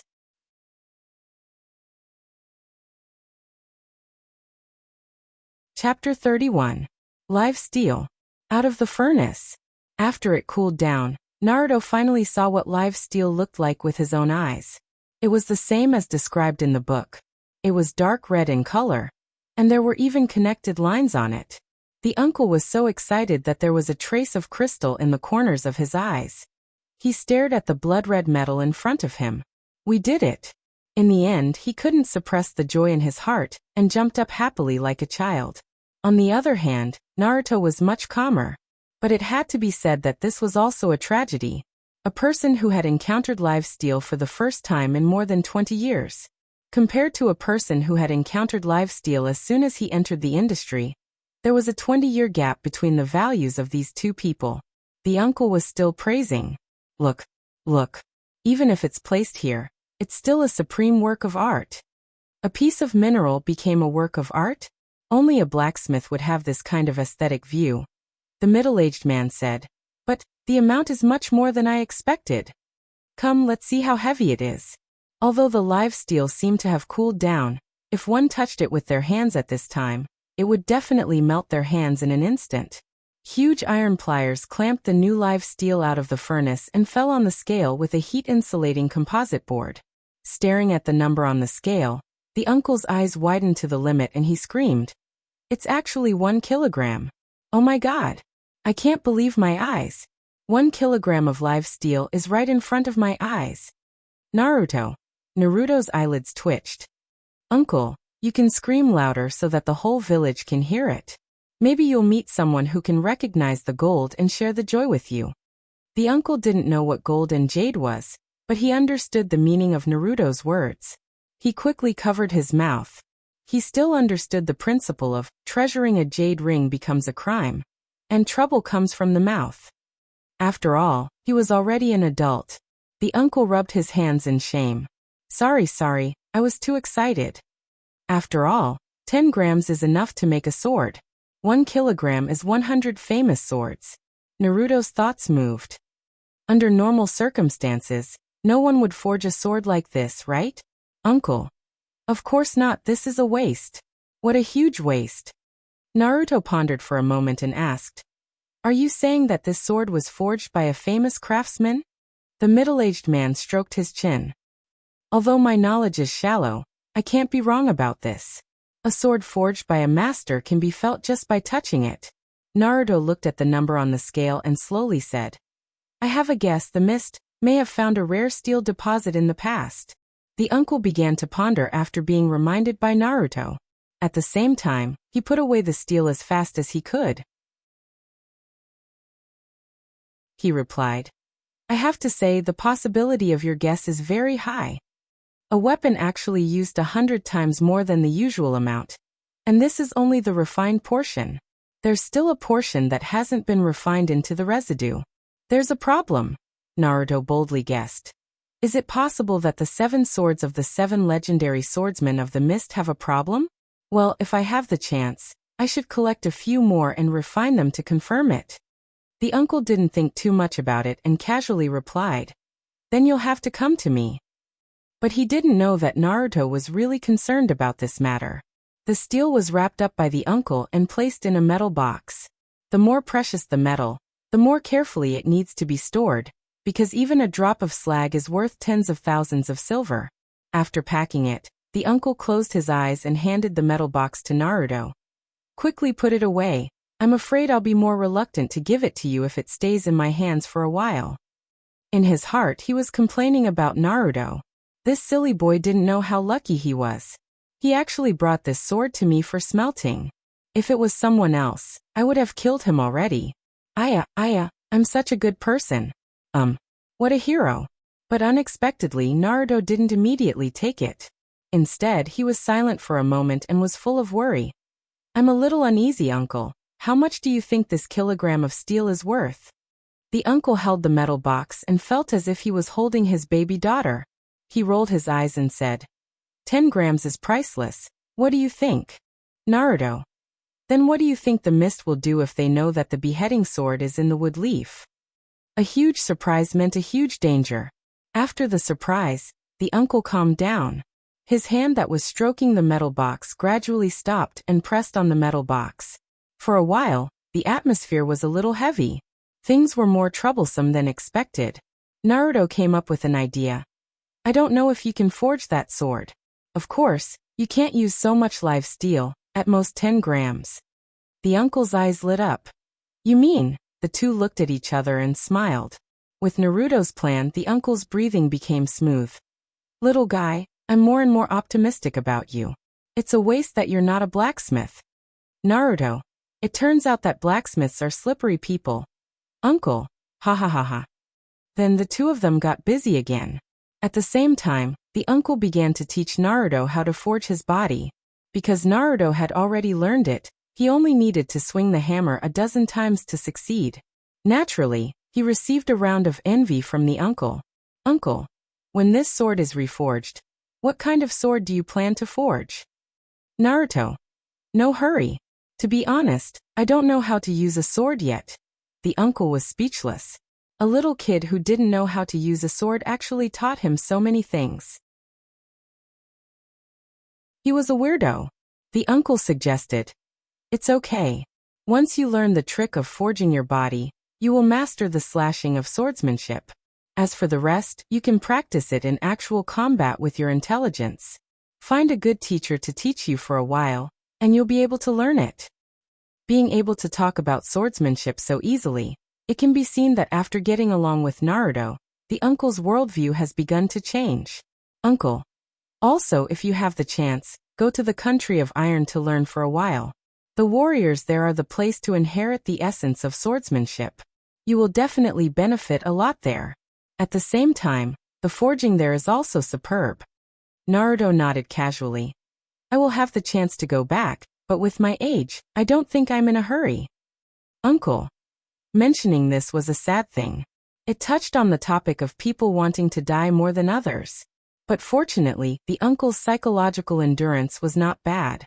Naruto forged iron for the uncle for the whole day, and his muscles and bones were very well trained. He only felt that his whole body was comfortable, and it was many times smarter than the method of training his strength with weights. In the uncle's words, strength from weights was clumsy, and forging was skillful. The two complemented each other, but they could not be mentioned in the same breath. At night, Naruto was a little reluctant. I have to continue taking those boring tasks tomorrow. I really want to continue forging without any worries. The uncle smirked. You like this feeling? Naruto. Yeah, I feel like if I practice taijutsu now, I can progress 1,000 miles a day. Uncle. It's not that exaggerated, but it's about the same. Naruto shrugged. Uncle. I have a good plan that will give you a month to forge iron. Do you want to try it? Naruto was a little doubtful. Really? Ninjas don't have holidays. The uncle smiled mysteriously. You will know tomorrow. The next day, Naruto came to the uncle's side as expected. The uncle's plan was to assign a task. He specifically asked Naruto to help him, and the task was sea level. So Kakashi sent him to the uncle's door early in the morning, and then left Naruto alone. Naruto. Kakashi-sensei wants me to do this task alone? Kakashi. Yes, that's what the task requirements say. The note points out that you damaged a stack of high-level detonation talismans. As compensation, you have to work here for free for a month. Nanny? Naruto was dumbfounded. Was this the uncle's brilliant plan? It was really brilliant. Hinata stood on the side and was very worried. Will that person use his position to avenge private grudges? How much money do we have to raise to redeem Naruto? Kakashi. The client said that this isn't something that can be solved with money. The client said that Naruto has to forge iron for a month, so that he can experience what hard-earned money is. Hinata. Naruto-kun, the corner of Naruto's mouth twitched, and he praised in his heart ruthless. Awesome. Naruto. Don't worry, I'll take responsibility for what I do. It's just forging iron for a month. I definitely won't let him look down on the wood leaf ninjas. Hinata's heart was already in a mess. She praised Naruto-kun for being so cool. He had to take responsibility for what he did, and she had to learn from Naruto-kun. Hinata. We will wait for you to come out. Come out. Why did it feel like something was wrong? Naruto. Yes. Forging iron for a month will definitely make my body stronger. Hinata, don't slack off outside. Work hard on your cultivation. Hinata. Yes.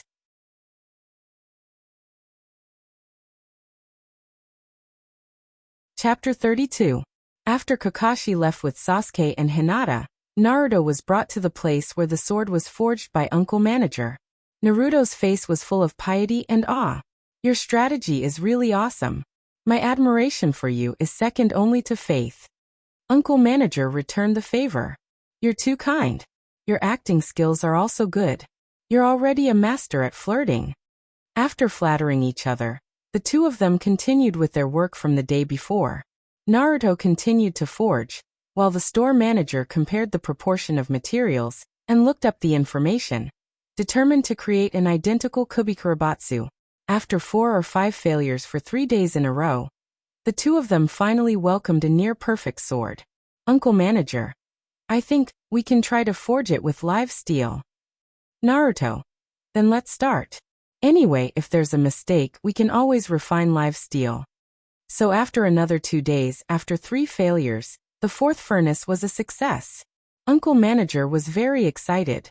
This was the first time he had successfully forged a treasured sword that contained a sky-high price like live steel. Naruto suggested, "It's too new.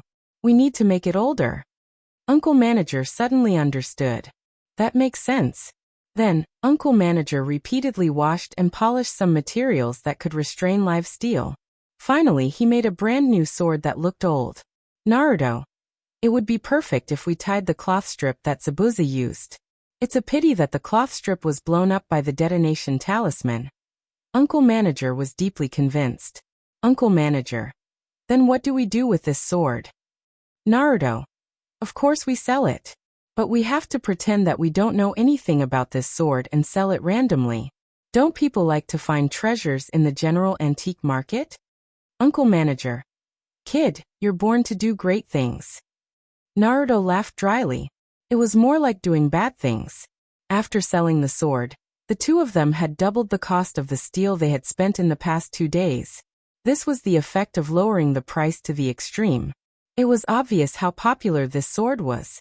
In this regard, Konoha naturally received some news. It was just that he didn't know that what he was selling was fake. An Umbu ninja asked Sandame Naruto. Sandame Naruto, Sama, do you want to buy it back? After all, the value of that sword. Naruto shook his head. That saber brought me more trouble than it was worth. At first, I was worried that Naruto would take the saber for himself. Now that I've sold it, even at a rubbish price, the trouble is finally gone. The ninja retreated. Sandame Naruto muttered to himself. We should thank the manager of the ninja shop for this. The manager must have a good eye. So he persuaded Naruto to sell the sword. At the same time, in order to compensate him, maybe he really felt the potential of this little guy, so he taught him forging skills to strengthen his body.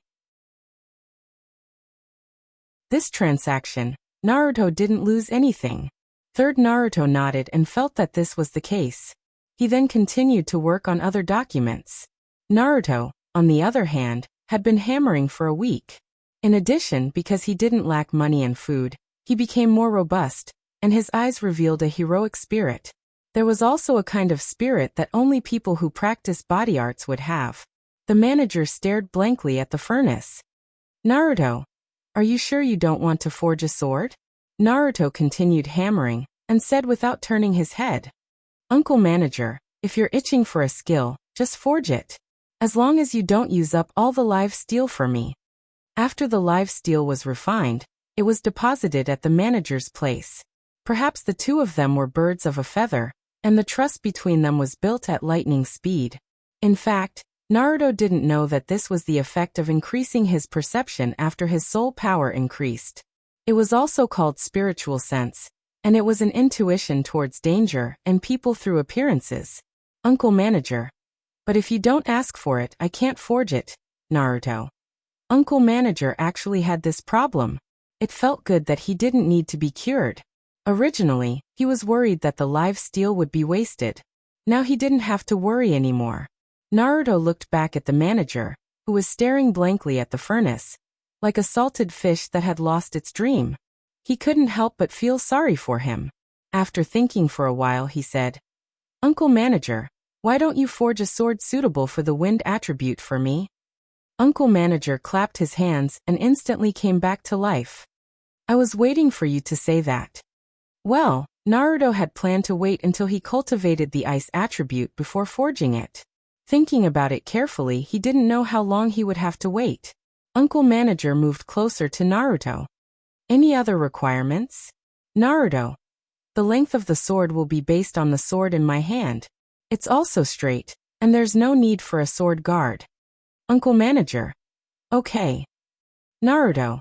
As for the material selection, add a piece of wind essence stone, a piece of water essence stone, the honeycomb-shaped alloy extracted from the broadsword, the transparent one to increase chakra's permeability, and the soft one to increase willfulness. The main body will be made of cyan pattern steel, 30 grams of live steel. What do you think? Uncle Manager was dumbfounded. Uncle Manager. The wind essence stone and the water essence stone are used to increase chakra's permeability with the wind attribute and water attribute. You know how to change between the two attributes of chakra? Naruto. Just a little. With the wind attribute, I can cut a branch as thick as a finger.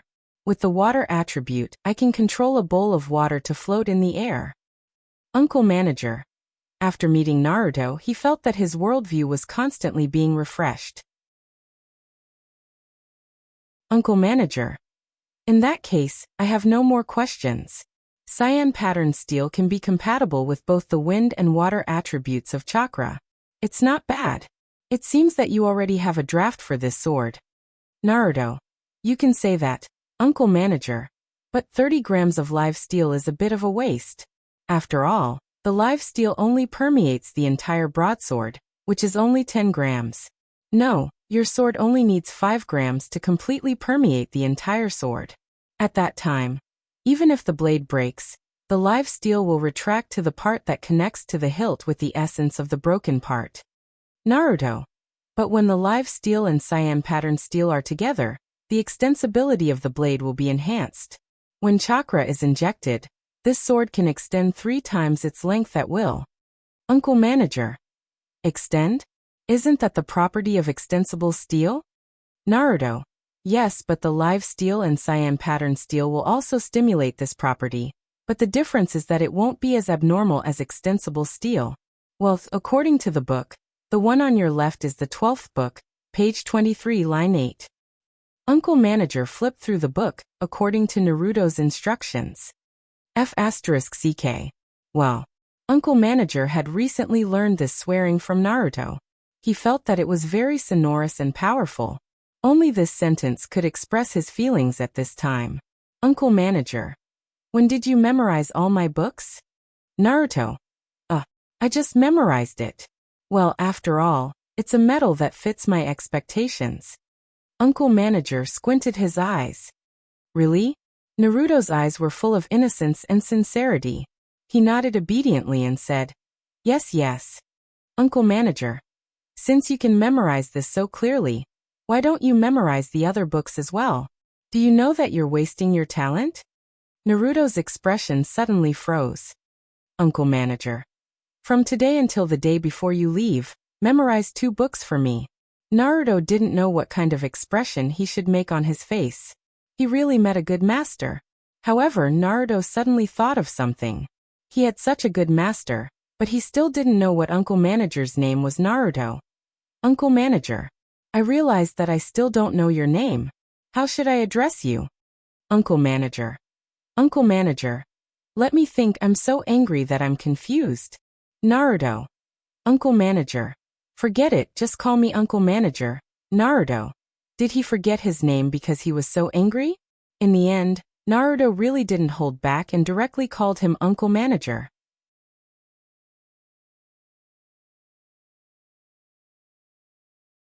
Chapter 33. Since he was using a sword made of live steel, the uncle naturally had to be very careful. Moreover, none of the other materials were ordinary. Therefore, the forging was delayed for several days. He read a lot of information and calculated the best material ratio before he started. The refining of the materials could now be completely handed over to Naruto. His pair of sledgehammers were already very good at it. The uncle still had to personally fuse the materials together. After all, his eyesight and intuition were better than Naruto's by reading a few books. The wind essence stone and the water essence stone were ground into fine powder, and then fused together with the green vein steel to form 2 unique lines. Then, after tens of thousands of times of beating, they were twisted together again, making it even more mysterious. Then, the 3 alloys extracted from the beheading knife were added. The amount wasn't much, but it was carefully calculated according to the ratio. Finally, live steel was added. Repeatedly beating, using Naruto's chakra as a catalyst. In the words of the store manager, a sword forged this way was more suitable for Naruto to use. When the sword was finally out of the furnace, it needed to be sacrificed to the sword. Naruto's blood was used. The store manager said that this could make the sword have spirituality. These weren't in the books. Naruto did as he was told, although he didn't feel any difference in the end. Store manager. Are you going to carry 2 swords in the future? Naruto. No, 1 is enough. Store manager. Then why don't you try the new sword with your original one? Naruto. How do I try it? It. To be honest, Naruto really didn't have the heart to let the sword that he had personally forged bit by bit with other weapons. Store manager. If you feel bad, you can inject a little chakra. Then Naruto injected chakra into the sword, and was about to slash at the other sword. Store manager. Wait. Naruto was nervous, but the store manager's praise almost made him hurt. Store manager. Since you injected chakra into one of the swords, you should do the same for the other one, right? Otherwise, why are you probing me? Don't worry if it's broken, we can just redo it. Anyway, we still have 2 weeks. That's enough. Naruto.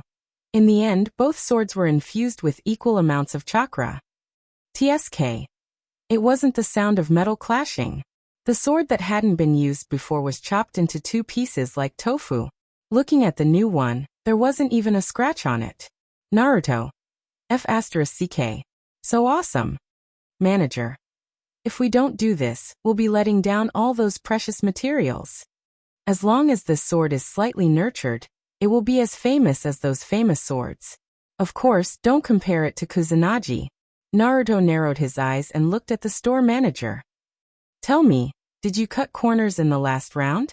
That was a sword worth 500,000 taels of silver. 500,000 taels of silver was almost all for the materials, and the labor costs were negligible. The store manager rolled his eyes. Try using that broken sword to cut a kitchen knife. It can cut iron like mud. Naruto really went into the room and found a kitchen knife to try. It wasn't as exaggerated as the store manager said, but it still cut a kitchen knife in half without any curling of the blade. This seemed to show that the new sword was indeed extraordinary. Manager. Give this new sword a name. As a sword, it should have its own name. Naruto was still very sensible at this time. He quickly said, the store manager spent a lot of effort to create this sword. You can name it. The store manager was really happy. Then I won't be polite. Manager. When this sword is waved, I feel that it's really beautiful. It's like a beauty waving her sleeves. Naruto. Wait, are you sure you're not insulting me? A beauty waving her sleeves. Are you saying that I'm thin and weak? Manager. F***ck off. I'm talking about the beauty of the sword. It has nothing to do with you. Naruto. Manager. Don't interrupt. I haven't finished yet. It gives me the feeling of a beauty waving her sleeves, so I'm going to name it Green Sleeves. Green Sleeves Rainbow Beauty Dress. Naruto. So it's Green Sleeves? Manager. Yes. Green Sleeves. Then he stared at Naruto with his bell-sized eyes, as if he would stare at him to death if he didn't agree. Naruto. Okay, Green Sleeves it is then. The wind blew, and the sword hummed as if it had a spirit responding to it. The wind was still, and the humming of the sword stopped, adding to the charm. Naruto. Did my ears just break? The store manager's eyes were fixed on the sword. The sword's body was like stars. The dots of stars seemed chaotic, but there seemed to be a pattern to follow. The store manager shook his head. You don't understand. We might have really created an amazing sword. We need to nurture it more in the future. Don't neglect it. Naruto felt that the store manager's words were amazing. How do I nurture it? Take a bath? Rub it with perfume? Manager. It's enough to kill more people. Naruto. There were treasured swords, but Naruto didn't know how to use them yet. The store manager didn't want the treasured swords to be covered in dust, so he casually cut 2 wooden swords to teach Naruto. How could Naruto let go of such a good opportunity? He hurriedly followed the store manager's example. Although he had the woodleaf swordsmanship in his head, the woodleaf swordsmanship, dance of the 3 suns and moons, divided one person into 3. The 3 clones accelerated to the extreme and attacked the enemy. It used illusions to confuse the enemy's judgment and weaken the enemy's perception of things and time around them. In other words, the speed wasn't that fast. The technique itself was just a fusion of ninjutsu and sword. It was completely different from the way of the sword. Manager. The sword is a weapon of killing. If you want to learn it, you have to know what fear is. Naruto. Fear? Fear. Killing intent? Manager. It's a bit like that, but you're a ninja, not a samurai. Your killing intent has to be hidden. It's erratic, like the wind blowing on your face, like tears without a trace. Naruto. Fortunately, he wasn't a 12-year-old kid in his soul. Otherwise, it would be strange if he didn't understand. And even if he could barely understand the meaning of the uncle's words now. But he only knew, and he still didn't know how to do it. Naruto. Manager, can you tell me what to do? I'm a bit confused. The store manager was unfathomable. You don't need to do anything now. These words are like a seed, sown in your heart. In the future, you just need to pay attention to it a little and experience it in battle. It will bear your own fruit, and that will be your fear. Of course, if you want to have a deeper understanding, You need to go to the land of iron and fight with a real swordsman. Then you'll understand. The way of the sword isn't like the way ninjas use it now, but if a ninja understands the way of the sword, it will stimulate more power. There was once a person in Woodleaf who did it, but that person is gone now. There was a person who did it? Naruto thought about it. Don't tell me you're talking about Woodleaf's White Fang? Kakashi Hataki's father? Manager. Huh? You know? Not bad, not bad. Okay, Naruto. Then you've planted the seed. What are you going to do next? Are we just going to stand here like this? Stupidly holding a wooden sword? Manager. Come, use the sword in your hand to attack me. Finally, the two of them began to exchange blows. In fact, the store manager wasn't someone who only knew how to talk big. Naruto wasn't weak now, but he was still beaten into a pulp. Manager. In the future, before you forge every morning and evening, you can spar with me. At this point, there were still 2 weeks before the 1-month mission deadline.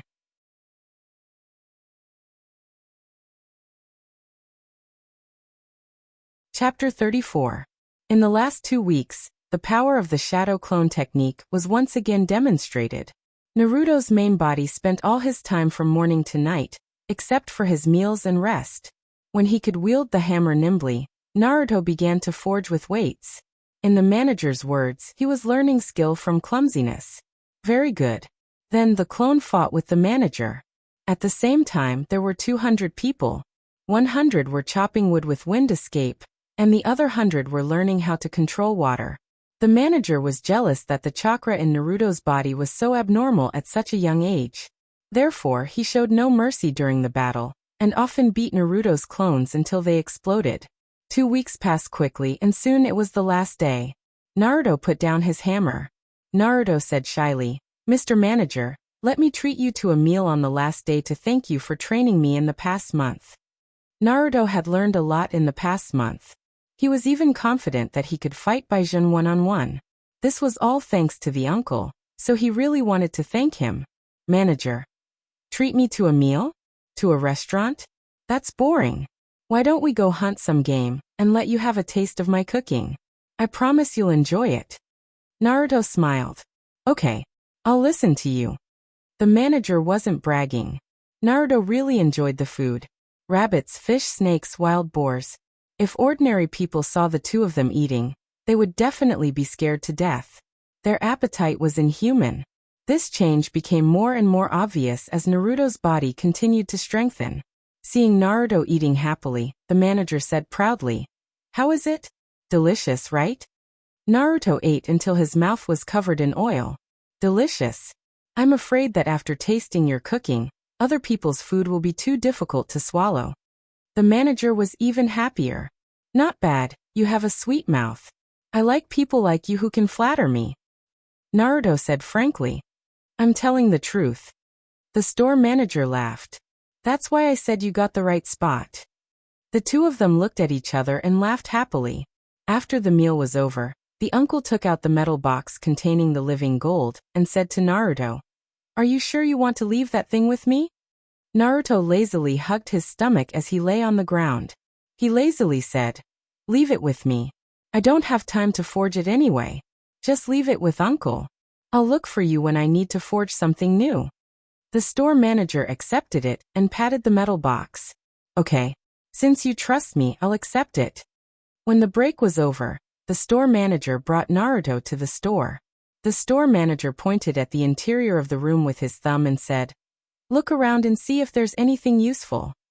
When Naruto heard this, he felt like he was giving it away for free. However, he did not intend to rip the uncle off. After all, the uncle was a good person. He pointed at the detonating talisman on the counter and said, Yes, detonating talismans. The store manager was amused. Didn't you buy more than 40 of them before? Have you used them all? Naruto's eyes lingered on several different detonating talismans. I've used them all. Otherwise, how could I have gotten that good knife? The store manager raised his eyebrows and nodded in admiration. 40 detonating talismans in exchange for 1 kilogram of living steel? That's a good deal.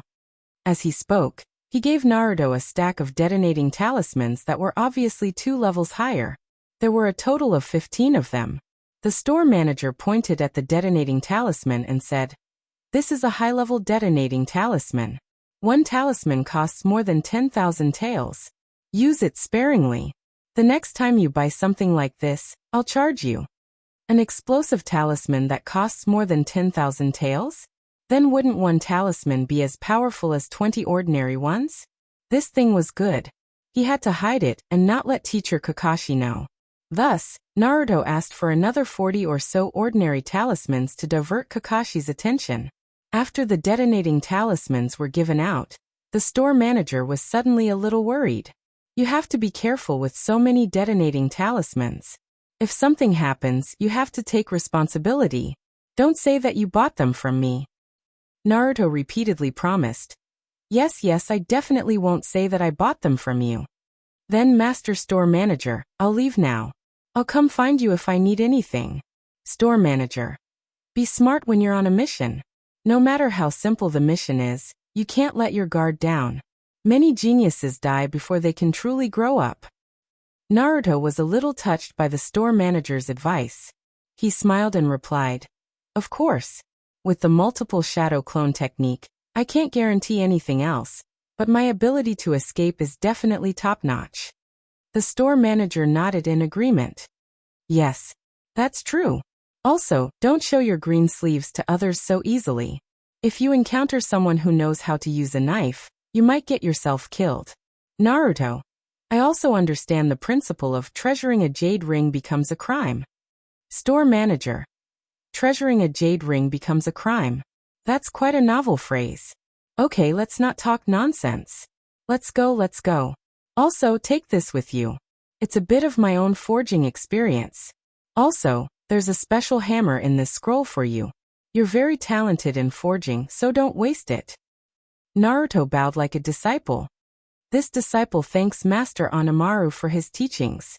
Onimaru was the store manager's name, and also the name of the forging lineage that the store manager inherited. The store manager claimed that he wasn't qualified to inherit this name, so normally, he would only let Naruto call him Master Store Manager. However, before leaving, Naruto couldn't help but seriously bow like a disciple to express his gratitude to the store manager. Looking at Naruto's back as he left, the store manager took a deep breath. He sighed. Not bad, smart, talented, and willing to endure hardships. He's worthy of that girl Chiba. It's a pity that he already has a girl he likes. Maybe I can take in a son-in-law. Chiba will be coming in a few days. It should be interesting when the two meet. Both of them are cultivation maniacs. TSK. Naruto returned home and opened the storage scroll that the store manager gave him. There was a hammer in the scroll. It was a long-handled hammer used to forge steel. Surprisingly, it wasn't heavy at all. Instead, it was very light. Looking at the metallic texture and patterns on the hammer, Naruto had a guess. He tried to inject some chakra into it. The weight of the hammer increased. Just as Naruto guessed, the hammer was made of the same material as the heavy metal block that he was wearing. Naruto felt warm in his heart. I've troubled you, Master Store Manager. He picked up another scroll, which contained some forging experience. Putting down the scroll, Naruto sorted out what he had gained since he came to this world. Now the most outstanding ability was naturally the shadow clone technique. It could be said that without the shadow clone technique, he wouldn't have been able to pass the graduation exam. Without the shadow clone technique, he wouldn't have been able to improve so quickly.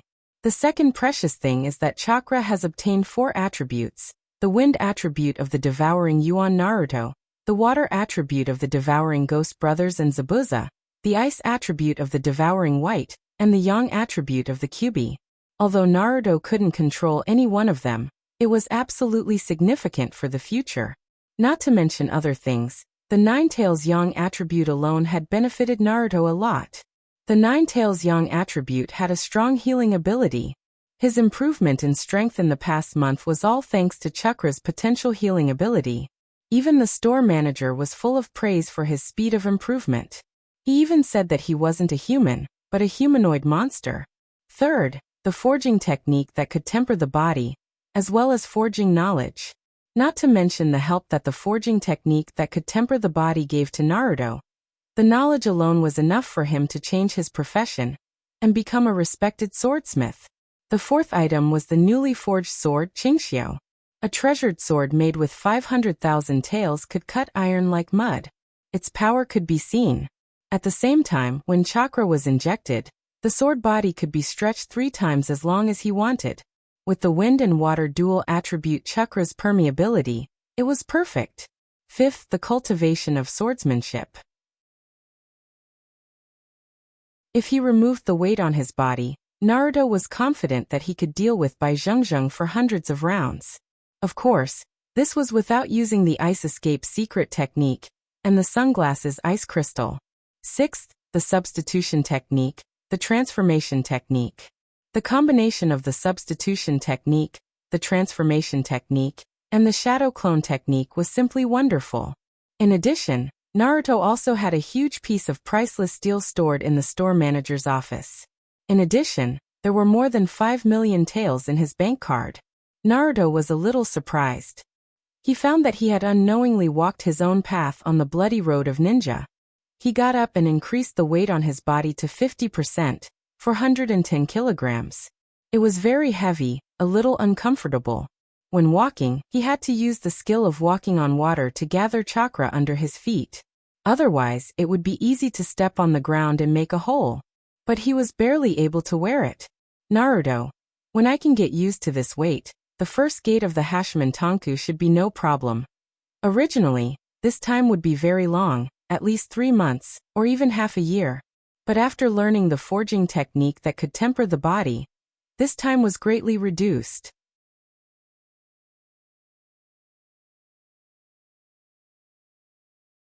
Chapter 35.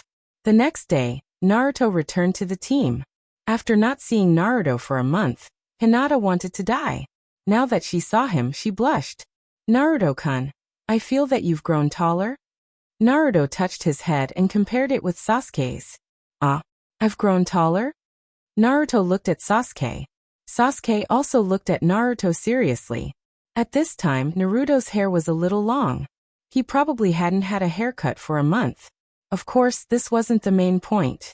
The main point was that Sasuke felt an indescribable aura from Naruto. Sasuke, there's a big change. Yo, Naruto is back. Kakashi's voice came from behind. Everyone was used to this Kakashi, who was always late. Kakashi, just in time. I have 3 movie tickets here. You can go watch a movie tomorrow. Movie tickets? After taking the movie tickets, Naruto saw that the name of the movie was Princess Wind and Cloud. In other words, they were going to Snow Country? Please. Why couldn't their team's mission be more normal like the other classes? Last month, they had just received a ridiculous C-level mission. Now they were going to Snow Country? This was an A-level mission. After Kakashi gave the 3 of them the movie tickets, he left in a hurry. Before leaving, Kakashi said, "For our next mission, I still have something to do. The 3 of you haven't seen each other for a month. You can have a good chat. See you at the movie theater tomorrow. Bye-bye." The 3 of them. He really came and went like the wind. As for the mission tomorrow, he didn't mention it at all. This made it difficult for Naruto to bring it up. Sadness. Hinata was very excited. Holding the movie tickets with both hands, she said with a face full of anticipation, "Then we're going to watch a movie together tomorrow?" As he spoke, he stole a glance at Naruto. Naruto couldn't express the bitterness in his heart, and he couldn't get excited. Like a wilted eggplant, he said disinterestedly, "It should be. It would be nice to watch a movie with Hinata, but the thought of going to Snow Country." It was another thrilling trip where he had his head tied to his belt. Naruto's lethargic look was like a basin of water that extinguished most of Hinata's enthusiasm.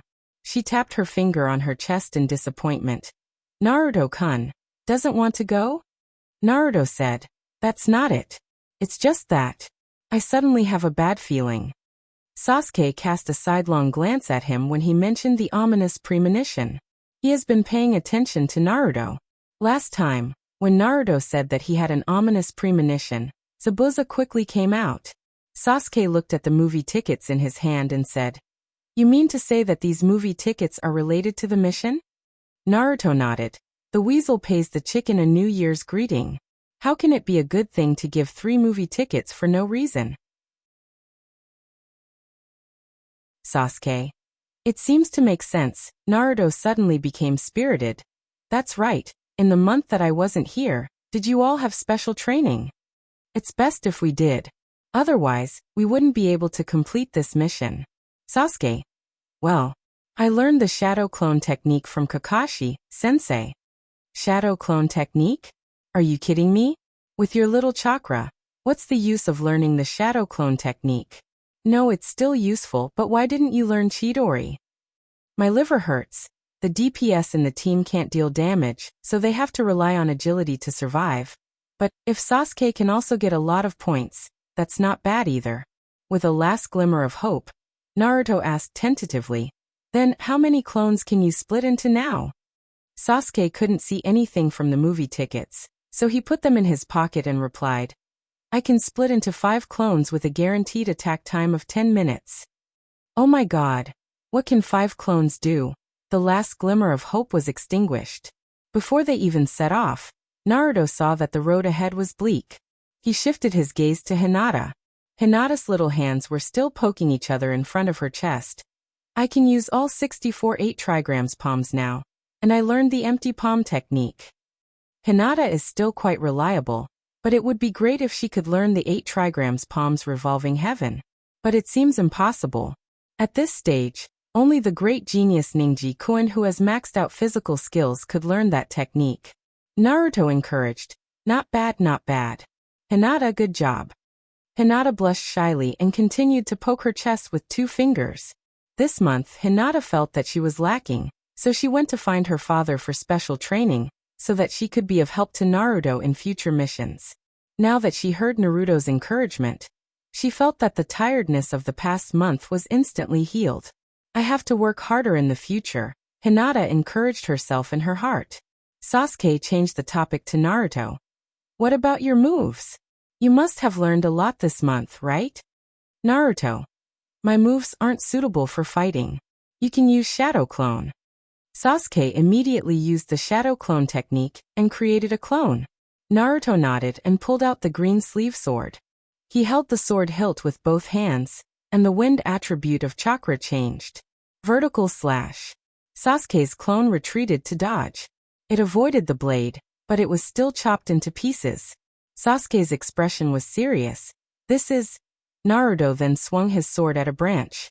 The sword didn't touch the branch, but the branch was directly chopped into pieces. Naruto explained, it's a little application of chakra's nature change. It's not mature yet, but its destructive power is shocking. The blade can extend 3 meters forward. Naruto didn't want to chop the branch into pieces. Naruto's original intention was to cut it horizontally from the middle. The current situation seemed to have shocking destructive power, but in reality, it was because Naruto wasn't proficient enough in controlling the wind attribute. When the incision can converge into a line, the power of the wind chakra will be exerted to the extreme. Sasuke praised, very strong move. Next, Naruto tried Hinata's ability. Very good, the acupoints were accurately hit. Once Hinata got close and sealed the acupoints, chakra would be sealed. For a ninja, losing chakra is almost like being trampled on. After all, even if it's taijutsu, powerful moves also require the support of chakra. Hinata, who entered the 8 trigrams 64 palm state, was also very fast. It should be a kind of taijutsu technique similar to the body flicker technique. If he wants to get rid of it, he can only try to remove all the weight on his body and use chakra at full strength. But Naruto knew that this doesn't mean that Hinata is strong. Hinata's problem is not the development of her physical strength, but the weakness of her personality. Hesitation, compassion for a ninja, without absolute strength, is a very dangerous thing. To sum up the current situation of Sasuke and Hinata, the person who should have a skill point to save his life, because of lack of experience can't save his life. If Sasuke learned Chidori and Hinata learned Revolving Heaven, then what is there to be afraid of in this mission? Even if he can't KO the whole game, he can at least save his life. Sigh. Who is going to take the blame? Well, Sasuke learned Shadow Clone Jutsu probably because of my multiple Shadow Clone Jutsu, but I'm wrongly taking the blame. He learned multiple Shadow Clone Jutsu because chakra has no place to use it. Naruto scolded the two disappointing teammates in his heart. Then he thought of another thing. His skill tree seems to be off as well. Rasengan at Chunin's level, as long as he hits the target, there is no pressure at all. But he got the order of learning chakra's nature change and learning Rasengan wrong. Who is to blame? Blame the shop owner. The innocent store manager sneezed as he stretched his back. Luckily he didn't fall over.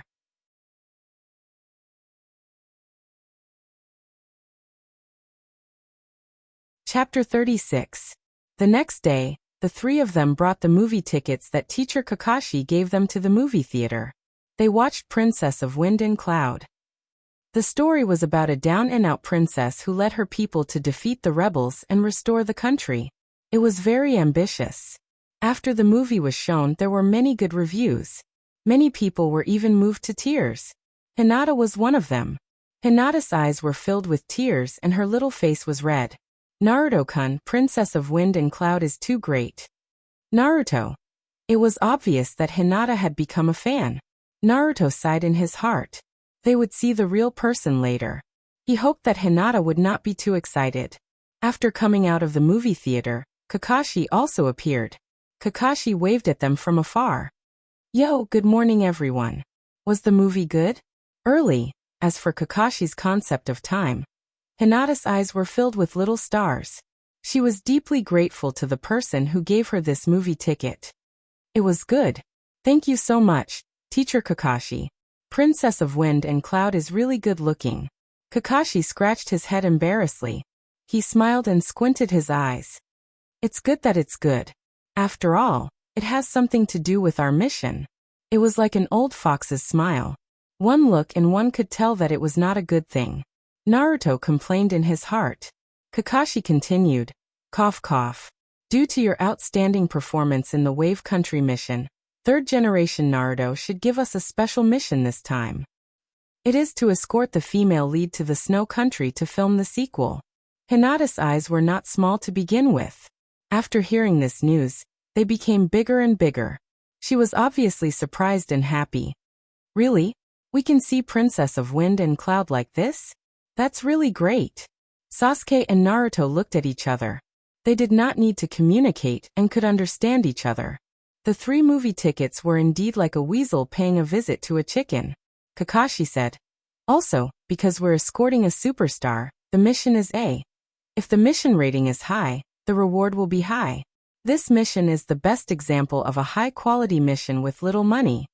Since all of you have suffered a lot in the Wave Nation's mission, 3rd Naruto, Sama has specially given this mission to our class. Hearing this, Naruto felt that even his stomach was twitching. What kind of F***king special approval is this? They can't wait for us to sacrifice ourselves. Can we not accept this kind of reward? Huh? Kakashi spoke passionately. Also, when we return from this mission, it will be almost time for the Chunin exam. If you guys perform well in this mission, I will recommend you to take the Chunin exam. Naruto. Chunin's exam? You would rather not participate in Chunin's exam. 2 villages died in a row. The level of danger was enough to be recorded in the history of the ninja world. Kakashi said. Let's go, I'll take you to see our client.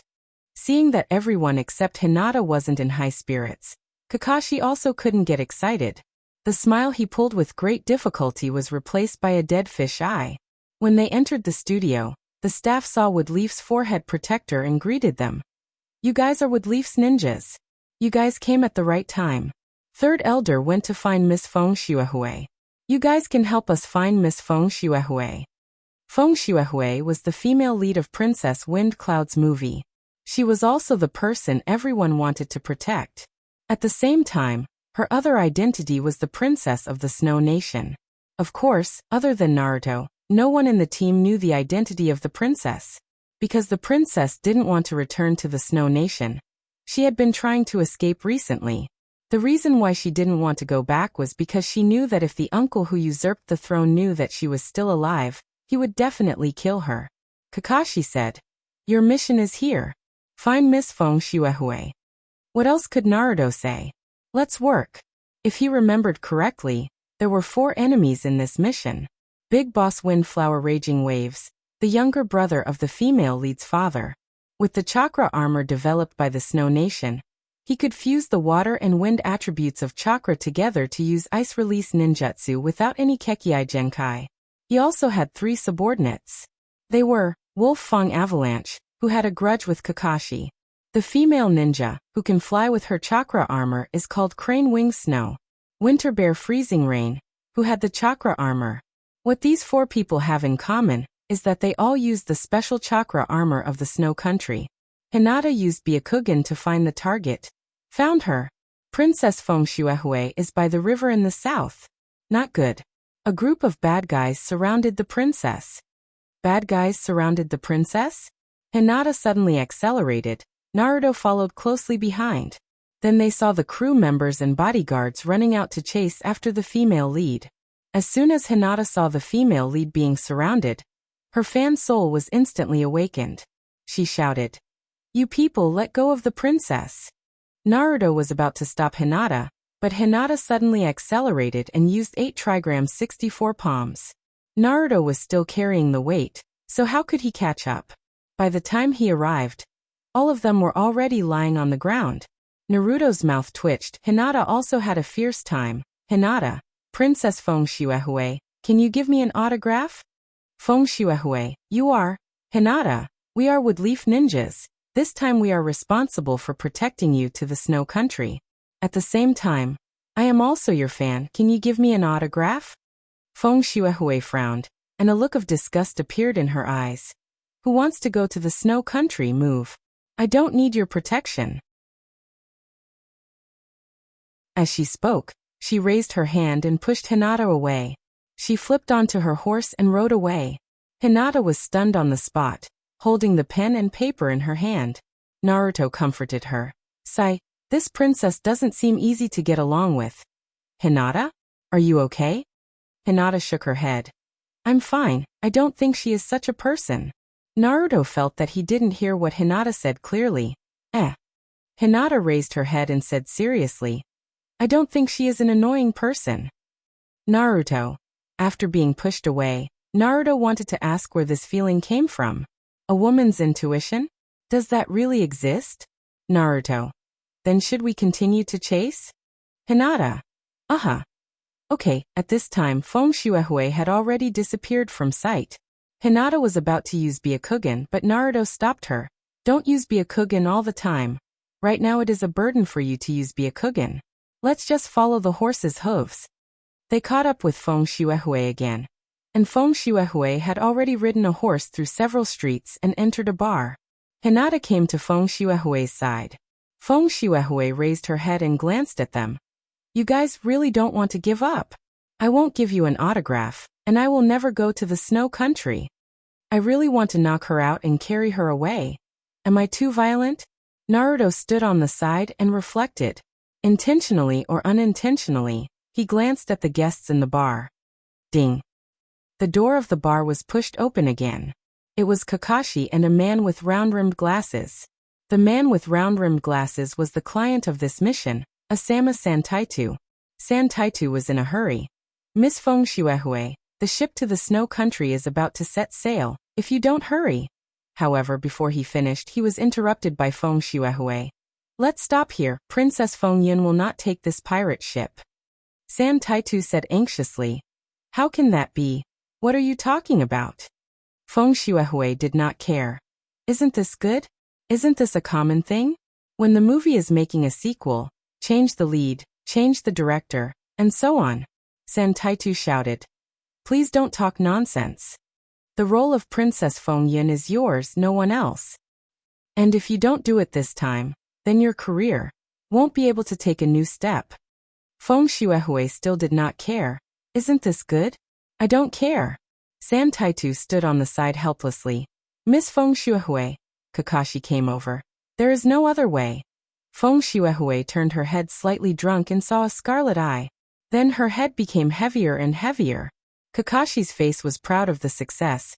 "We can set off now." Naruto complained in his heart. You are very skilled.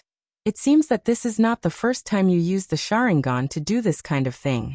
I just don't know which family's girl has been ruined. Maybe it is a man, a handsome young man like Xiangbai, because he did not want to participate in this mission. Naruto did not notice that he was standing on the edge of the dark side. Resentment soared to the sky.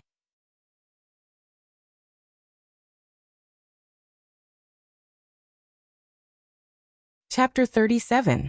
On the simple wooden bed, Feng Shuehui woke up faintly. My head, it hurts. Did you drink too much? Feng Shuehui opened her eyes. She felt that everything around her was shaking. At this time, the voice of Third Taichu came from outside the room. Miss Shuehui, are you awake? Feng Shuehui pressed her temple with her hand and replied. Ah, Third Taichu, please help me get some water. Soon, Third Taichu brought the water. Feng Shuehui was still sleepy and yawned. I don't know if it's an illusion or not, but I feel that my body is still shaking. Third Taichu stood aside honestly and didn't dare to look at Feng Shuehui. He looked down at the basin of water in his hand and murmured, it's not a psychological effect. Ah. Feng Shuehui raised her head and looked at Third Taichu. Third Taichu didn't say anything and buried his head in the ground. A bad premonition hit her heart. Feng Shuehui ran down from the bed, opened the door and rushed out. The blue sky was cloudless, and the snow-white sail was standing high in front of her. The sail was fluttering under the wind. At the same time, there was the sound of crashing waves in her ears. This is a ship? Feng Shuehui was desperate. What the hell is going on? Third Taichu was silent. On the other side, Naruto was doing morning exercises. One end of a long rope was tied to the ship, and the other end was tied to his waist. He stepped on the sea, and while being dragged by the ship, he waved a hammer and hammered the sea again and again. Looking carefully, a large depression appeared on the sea surface every time he hammered it. It was a semicircle. This was the effect of Naruto covering chakra with the hammer. Using the trick of walking on water, he could feel the same sensation of hitting a solid object while hitting the water surface. Of course, the reaction force produced in this way was a little different, but it didn't affect the tempering of the body. At the same time on the deck, there were 50 Naruto holding water balls attentively. Well, Naruto began to practice Rasengan. Hopefully, it was not too late to mend the pen after the sheep were lost. Hinata looked at the busy Naruto and didn't disturb him. Instead, she turned to Sasuke and asked, is Naruto-kun cultivating? Sasuke nodded. Then, he found a place to familiarize himself with his shadow clone. Hinata looked at the two of them. Naruto-kun and Sasuke-kun are both working so hard, I can't be lazy either. Thus, the three roaches entered cultivation mode. Kakashi held the intimate paradise in his hands and glanced at the three of them with dead fish eyes. He sighed and said, well, it's good to be young. However, Kakashi's gaze turned serious. Naruto's progress is really fast.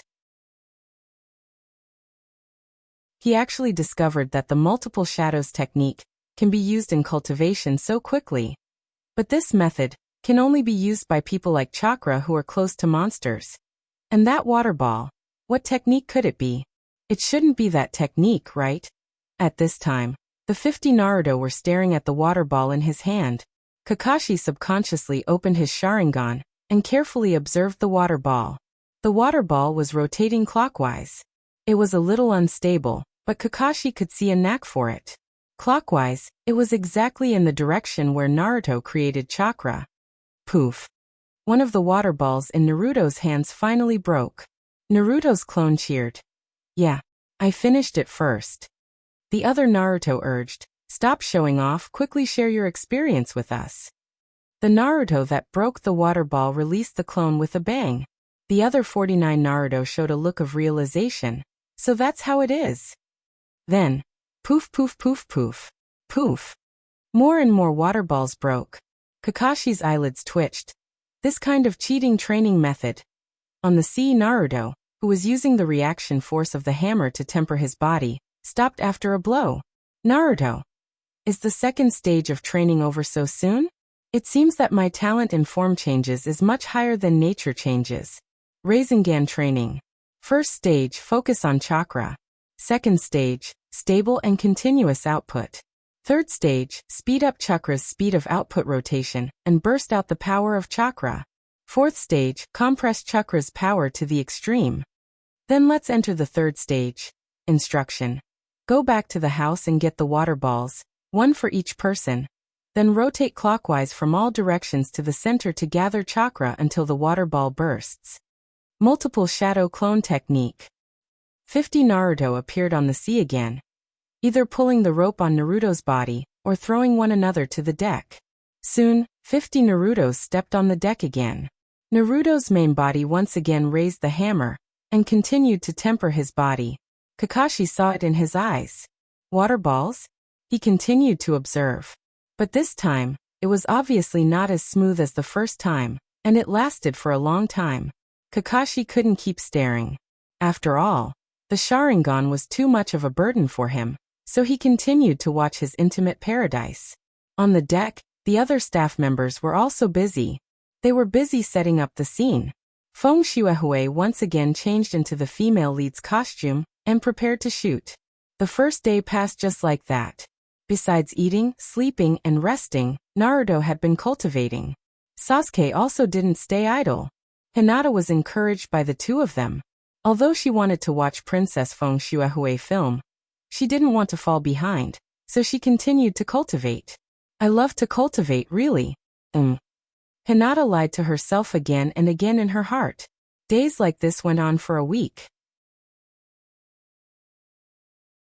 Until one morning, a huge iceberg appeared in front of the ship. The staff member said, "Director, something bad has happened." Before dawn, a staff member was screaming at the top of his lungs. The director wore pajamas and came to the deck with sleepy eyes. The director said, the staff member said, "When I woke up early in the morning, I found that the road ahead was blocked by a huge iceberg. If we want to continue forward, I'm afraid we have to turn around and change our route. What should we do?" On the sea, the cold wind from the iceberg blew away some of the sleepiness. The scene in front of the director's eyes became clearer and clearer. The huge iceberg and the marvelous cliff were extremely spectacular. Just by looking at it, he couldn't help but feel a sense of heroism in his heart. The director's eyes gradually widened. "That's it. Change the script," the staff member said. "Huh?" the director said in disappointment. "Are you stupid? Take a good look. This cliff is perfect for the exterior scenery. How can it slip away from our camera?" The director clenched his fists tightly and became more excited as he spoke. "This is what the god of movies has given us. Everyone, get ready to land." As a result, the sleepy crowd could only yawn as they went ashore. The director said, "The official staff will go first. The rest will be left to the logistics staff." The actors hurriedly put on their makeup, and the makeup artists followed them to touch up their makeup. The filming equipment was also transported. After a busy time, the staff member said, "Scene 36, Scene 22, start shooting." The actors began to read their lines. At this moment, there was a sudden explosion and snow fell. The director and everyone were shocked because this wasn't their arrangement. Kakashi immediately stood in front of the actors. Everyone backed down. On the ice, after the smoke dissipated, a person wearing a strange blue-white ninja costume walked out. "Welcome to the snow country."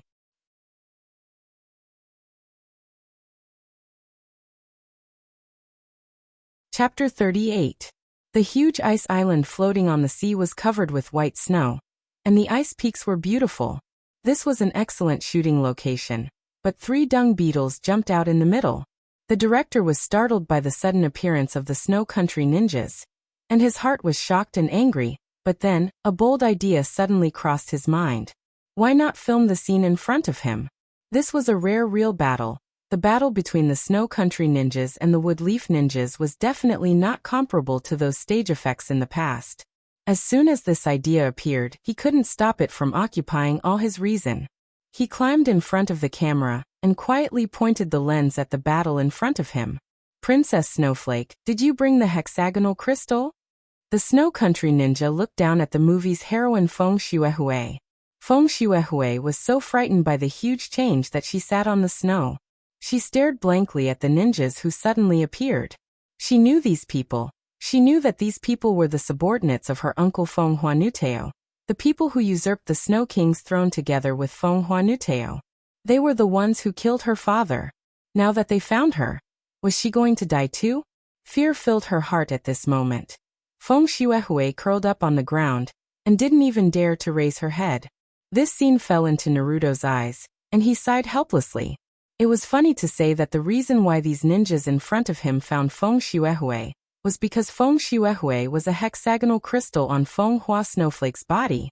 After Feng Hua Snowflake's uncle usurped the throne, he found that there was not much money in the treasury. He guessed that the money in the treasury must have been transferred to another place. Then he found an instrument that needed to be opened with a hexagonal crystal. He thought that all the savings of the Snow Country were hidden there. He didn't know that the money of the Snow Country had already been spent by Feng Hua Snowflake's father to develop a chakra geothermal instrument. An instrument that could melt the ice and snow of the entire Snow Country. And the hexagonal crystal on Feng Hua Snowflake's body was the key to start that instrument. Kakashi, we meet again. This time I won't let you escape from my hands. The man standing on the snowy peak shouted at Kakashi, and then rushed down. It was obvious that the two of them were old acquaintances, and had a grudge against each other. Kakashi turned to Naruto and Hinata. Protect Princess Xiaoxua well. Then he charged towards the enemy. Kakashi faced one, and now there were only two enemies left. One of them was a female ninja, who asked about the hexagonal crystal. She looked terrible with two purple pigtails. Naruto couldn't help but complain in his heart at first glance. Do you think you're Neza? Pigtails are also based on appearance. As for the other one, he was a fatty. The ninja tool she used was a snowboard-shaped ninja tool. Fatty stood on it, and chakra injected herself into it. Then she rushed over. Naruto made a hand seal at the same time. Multiple shadow clone technique. 15 Narutos surrounded wind, flower, and snow. The main body drew his sword and charged at Fatty.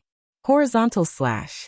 Naruto's green sleeve sword was blocked by an invisible wall when it was half a meter away from Fatty's body. The impact was very strong, as if he had hit a very solid object. Moreover, he felt a strong rebounding force. The green sleeve sword vibrated and buzzed. Fatty raised his hand and took the opportunity to attack Naruto's sword. He shouted angrily, "Break!"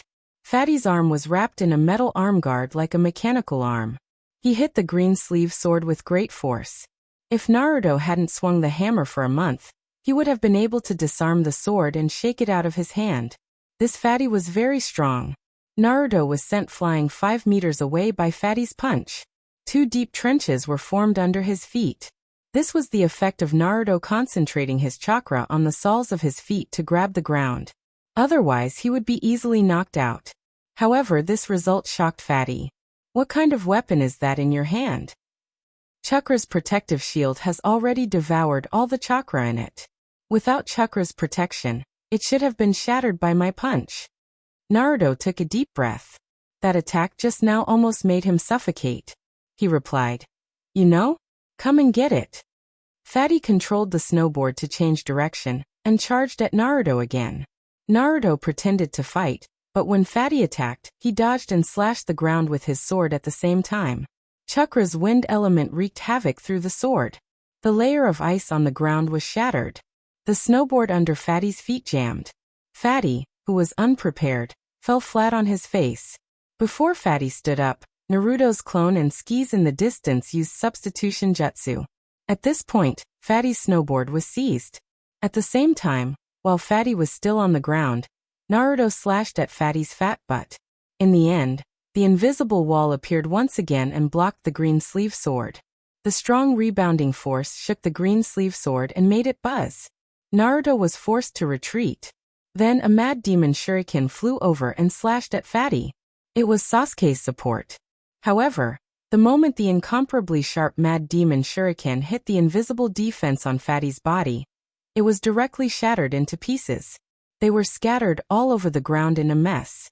Naruto couldn't help but swear. F***ck. This turtle shell is so hard. At the same time, he quickly looked at his green sleeve sword. Fortunately, the green sleeve sword was still intact. At this time, Fatty finally stood up from the ground and sneered. Under my chakra's armor, all your attacks are useless against me. Naruto's mouth twitched. He wanted to test it again. At this time, Kakashi ordered him, Naruto, take everyone and leave. Naruto knew that Kakashi was going to enlarge. He didn't dare to delay. He immediately used multiple clone technique to create 500 clones. 400 of them stopped the pursuit of the Snow Country ninjas. The other 100 began to retreat with the rest of the people on the ice island. One of Naruto's clones came in front of the director. The director shouted, "Take the camera with you." Naruto's clone was quite smart. At least it didn't break the camera with a kick. Then the director continued to shout, "Run slower. The image is not clear." Naruto's main body, who saw this scene from afar, really wanted to use a shuriken to KO the camera. However, everyone successfully retreated. The 400 clones successfully blocked Fatty. The other female ninja's chakra's armor had a pair of mechanical wings. She successfully jumped over Naruto's clones with the ability to fly. Sasuke finished her off in time. He turned around and used fire release, grand fireball technique to shoot at her face. At this time, everyone successfully boarded the ship. Kakashi saw this and quickly made a hand seal. Ice release. Horned white whale technique. On the ice island, a huge horned white whale that was 300 to 400 meters long rushed out of the iceberg. If one looked carefully, they would find that the iceberg that came out of the white whale was much shorter. The Snow Country ninja opposite Kakashi mocked, "You can't beat me with my technique." At the same time, he used the same technique. An ice whale that was bigger than Kakashi's came out of the ground and attacked Kakashi's ice whale. Kakashi replied coldly, "Is that so? But I've already achieved my goal." The two ice whales collided in midair, and then fell on the ice island. The ice island was broken from the middle and instantly collapsed and shattered. Kakashi withdrew and returned to the ship. At this time, the director was still holding the camera and shooting. When the ice island disappeared in front of him, he shouted, "Cut!" Then, as if he had taken sea drugs, he was extremely excited and repeatedly said, "Big scene. A real big scene. Got it. Got it." Naruto's mouth twitched. This was a person who was destined to dedicate himself to art. Needless to say, it was quite admirable. Naruto turned to Kakashi and asked, "Won't the Snow Country ninja catch up?" Kakashi took a deep breath. The ninjutsu just now consumed a lot of his energy. Their ninjutsu is not the real ice release. It can only be released by relying on the surrounding ice and snow illusion, so they won't catch up. Then Kakashi turned his head to Samataito. "Samataito, I think you need to give me an explanation for this mission. This is not a mission to escort stars to the Snow Country."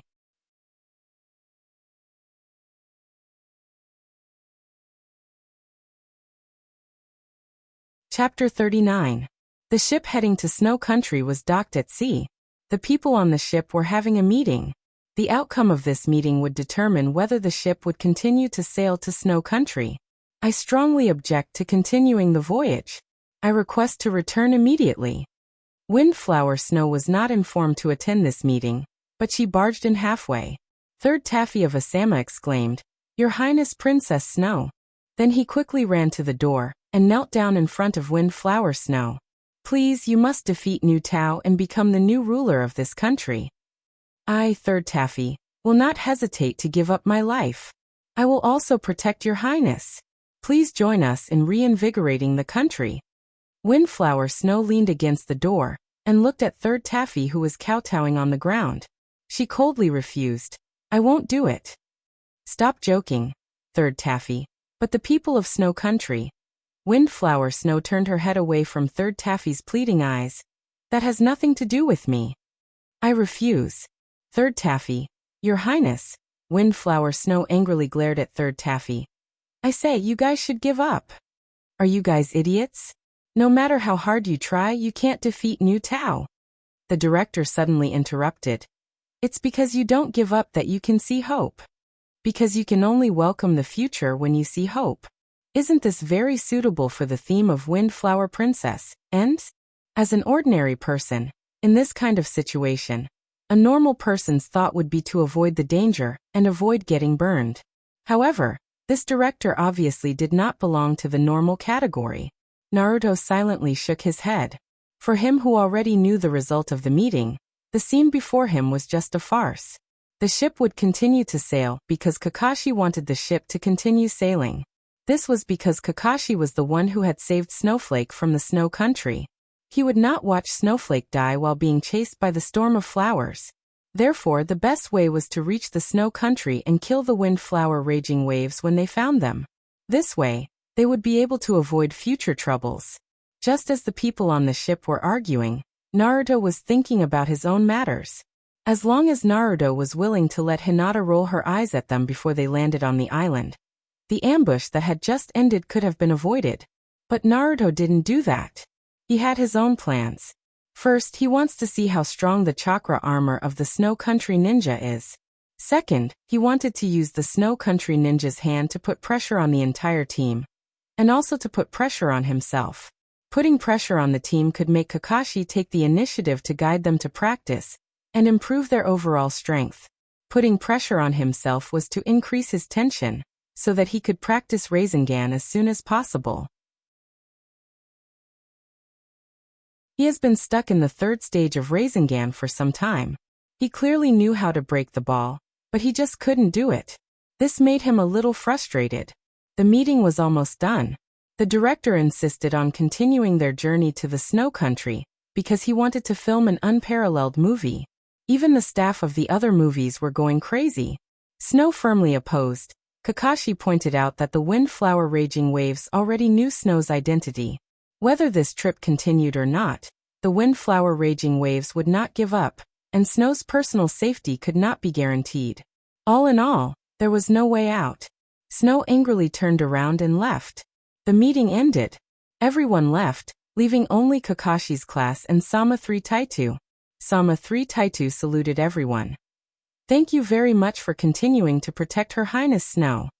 On behalf of all the people of the Snow Country, I express my gratitude to you for your loyalty, and after the mission is over, I will give you more rewards. Kakashi glanced at Sama 3 Taitu like a dead fish eyes.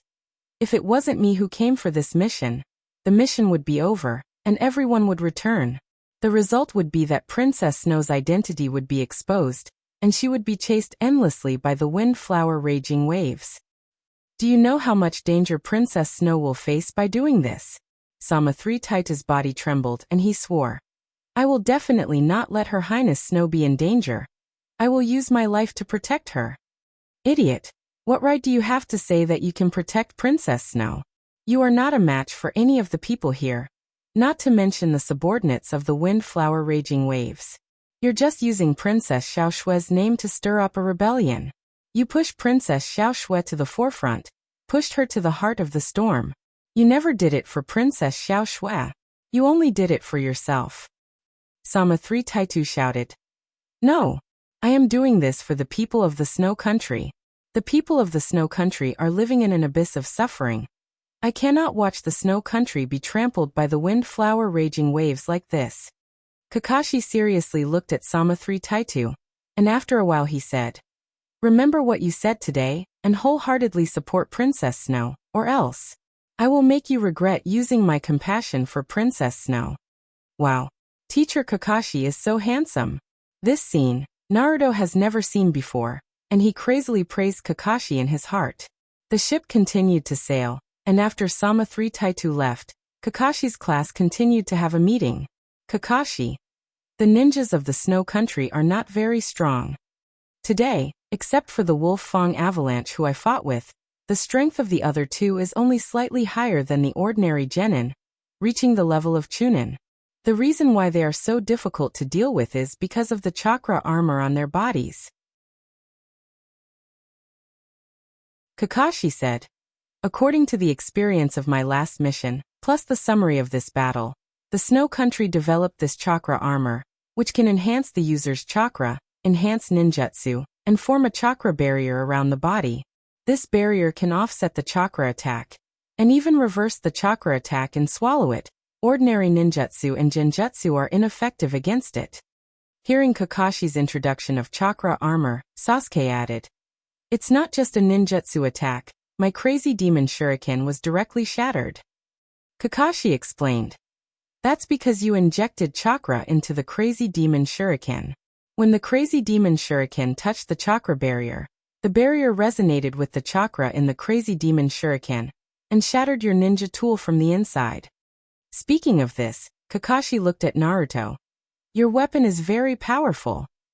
Exposing the Azure Sleeve Sword so early, Naruto regretted using the Azure Sleeve Sword to cut the fat man. He laughed and said, "I borrowed this sword from the store manager." Kakashi nodded and didn't say anything and continued to discuss the chakra armor. Although the defense of the chakra armor of the Snow Country Ninja is strong, it has its limits. I have a ninjutsu that can break the defense of chakra armor, but it's only suitable for Sasuke, who has the lightning attribute chakra nature transformation talent and Sharingan. Because when this technique is used, it will increase the speed of the caster. Without the help of Sharingan, it will be difficult to hit the target. Sasuke was puzzled. Lightning attribute chakra nature transformation talent. Kakashi explained, "When you practice chakra in the ninja school, the ninja school will record it. You have the lightning attribute chakra nature transformation talent, and Naruto has the wind attribute." As he said, he took out the chakra test paper and demonstrated the effect of the lightning attribute chakra nature transformation talent, injected into chakra test paper. The chakra test paper became wrinkled after the injection of chakra nature transformation talent. Kakashi really began to find ways to improve their strength. Naruto's spirit was refreshed, and at the same time he couldn't help but think of Sasuke practicing Chidori. Can he also observe it? Then after he integrates the lightning attribute, he can also use it. But locking the target is a problem. Naruto asked tentatively. "Can I practice it? Then can I watch from the side and see how you cultivate?" "I have also been practicing chakra nature transformation talent recently. Let's see if I can learn from it." Kakashi agreed, but what made Naruto want to cry was that Sasuke's lightning attribute chakra nature transformation talent was so fast that it made people's hair stand on end. Kakashi transformed chakra into lightning in his palm, and Sasuke opened his Sharingan and stared at it intently. The first attempt failed. Kakashi, if you want to improve the lightning attribute chakra nature transformation talent, you can learn from it by being electrocuted. After saying that, the electric arc hit Sasuke, and he was electrocuted for a minute. Just when Naruto suspected that Sasuke was going to be electrocuted, a miracle happened. Sasuke's body stopped trembling, and a powerful electric current burst out. Learn from it. Bullshit. Naruto thought that he was stupid and didn't learn anything. He returned to his wooden house and closed the door. Naruto suddenly felt a little lost. Calculating the time, it has been almost 3 months since he started practicing the wind and water attributes. Including the shadow clone technique, if the time for each clone is added together, it will be 200 times. In other words, 600 months. TSK, 50 years. Even if the clone's perception is not as good as the main body and can only play 1/10 of the supporting role, multiplying it by 20, it will be 5 years. The current result of practicing the wind attribute is a wind blade that can extend 3 meters. Water attribute. Naruto picked up the empty cup on the bedside. The water attribute chakra's property changed.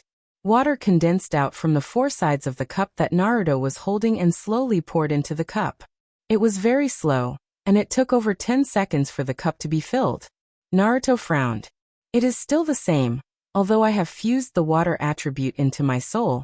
It is still lacking compared to the wind attribute. The cup tilted and the water poured onto the floor, falling and splashing. It appeared no different from normal water. However, after falling onto the floor, it quickly dissipated. Not even a water stain was left behind. This meant that the water formed by the chakra transformed back into chakra and dissipated into the air. This meant that the water structure created by Naruto was very unstable. If the water attribute was already like this, what about the ice attribute? Naruto used one of his hands to transform the chakra into the wind attribute, and the other into the water attribute. Then, he poured them into the cup at the same time. Next, snow-white crystals appeared within the cup. It was not ice, but snow. Can snow attack people? Can it be made into a snowball and have a snowball fight? Naruto. My liver hurts, it hurts. Turning around and lying on the bed, Naruto closed his eyes. He contacted Nine Tails. Nine Llamas Sensei. Is there a problem with my practice? I have worked so hard, but the progress of the water attribute chakra's property change is too slow, and Sasuke actually learned the lightning attribute chakra's property change in an instant.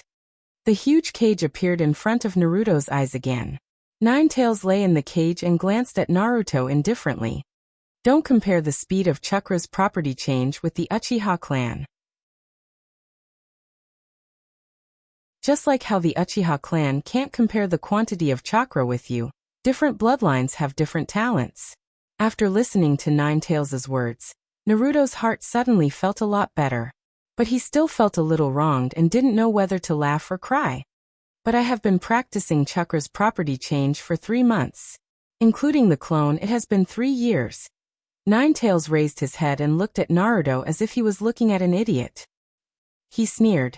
Practicing 2 kinds of chakra's property change at the same time, and the main body doesn't participate in the chakra's property change.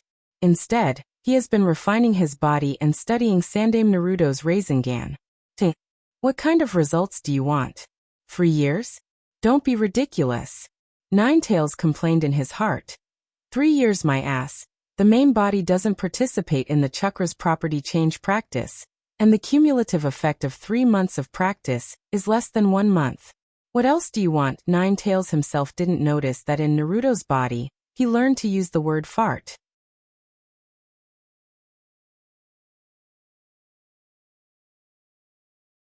Chapter 40. Naruto asked, will the main body's participation speed up the cultivation of chakra's nature change? Nine Tails was too lazy to answer, and closed his eyes. In fact, Nine Tails was sighing in his heart about Naruto's talent. According to common sense, this kind of multitasking cultivation method would not be very effective. However, whether it was the wind attribute, water attribute, or the cultivation of the Rasengan, as well as the increase in physical strength, the improvement every day was great. And the so-called not much improvement that Naruto said was just a crazy guy who was groaning for nothing. Naruto asked, but how did the wind attribute improve so quickly? Nine Tails. Ignore him, Naruto said. Nine Llamas Sensei.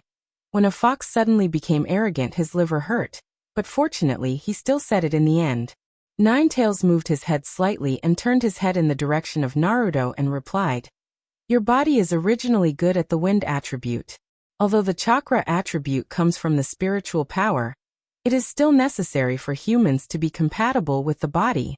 Therefore, it is normal that the cultivation of the water attribute can't catch up with the wind attribute. Naruto asked, oh, so the fusion of the new attribute is useless? Nine Tails said, it's not useless, it just needs a buffer time for the body to adapt. There is a connection between the human blood and the soul, which means that there is also soul power in the blood. Your soul power has the new chakra nature change. It will integrate into your blood and slowly change your body. Naruto said, oh, I see. Is there a way to speed up this process? Nine Tails thought of something and turned his head. He grinned and said with a ferocious expression, there is, for example, you can eat the meat of people who have the same chakra nature change. Eat people? Naruto shook his head. He felt that he was still in the category of humans and was not crazy enough to eat people just to speed up his cultivation. Naruto said firmly, I don't eat people. Nine Tails suddenly lost interest, as if he was looking forward to Naruto eating people. If you don't eat people, you can eat ninja beasts. Was that even possible? Wind attribute ninja beast. I remember that Danzo's summon beast was also a wind attribute ninja beast. Water element. Ghost mermaid shark. Guy's old turtle. Naruto felt that he was thinking too far ahead. Naruto. Is there no other way? Nine Tails. Yes. Nine Tails' method was to use external stimulation. In other words, those who possessed the water element chakra would be stimulated by the water element chakra. Nine Tails said, This method is most suitable for chakra's cultivation of the water element, followed by the thunder element. The other earth, fire and wind elements are not suitable. Burying someone deep underground with the earth element? Was the fire attribute going to roast him? Was the wind attribute going to dismember him? Obviously, none of them worked, so the most suitable method was the gentle and lingering water element. Naruto suddenly understood why Sasuke's thunder element was cultivated so quickly. Then, if he asked Kakashi to help him cultivate chakra's water element, his cultivation speed would also increase. Naruto was about to push open the door and go out, but it was already late. It was better not to be annoying when asking for help. Resisting the impulse in his heart, Naruto decided to wait until daybreak. He picked up the green sleeve sword. The green sleeve sword scabbard was also made of green steel with precious wood inside.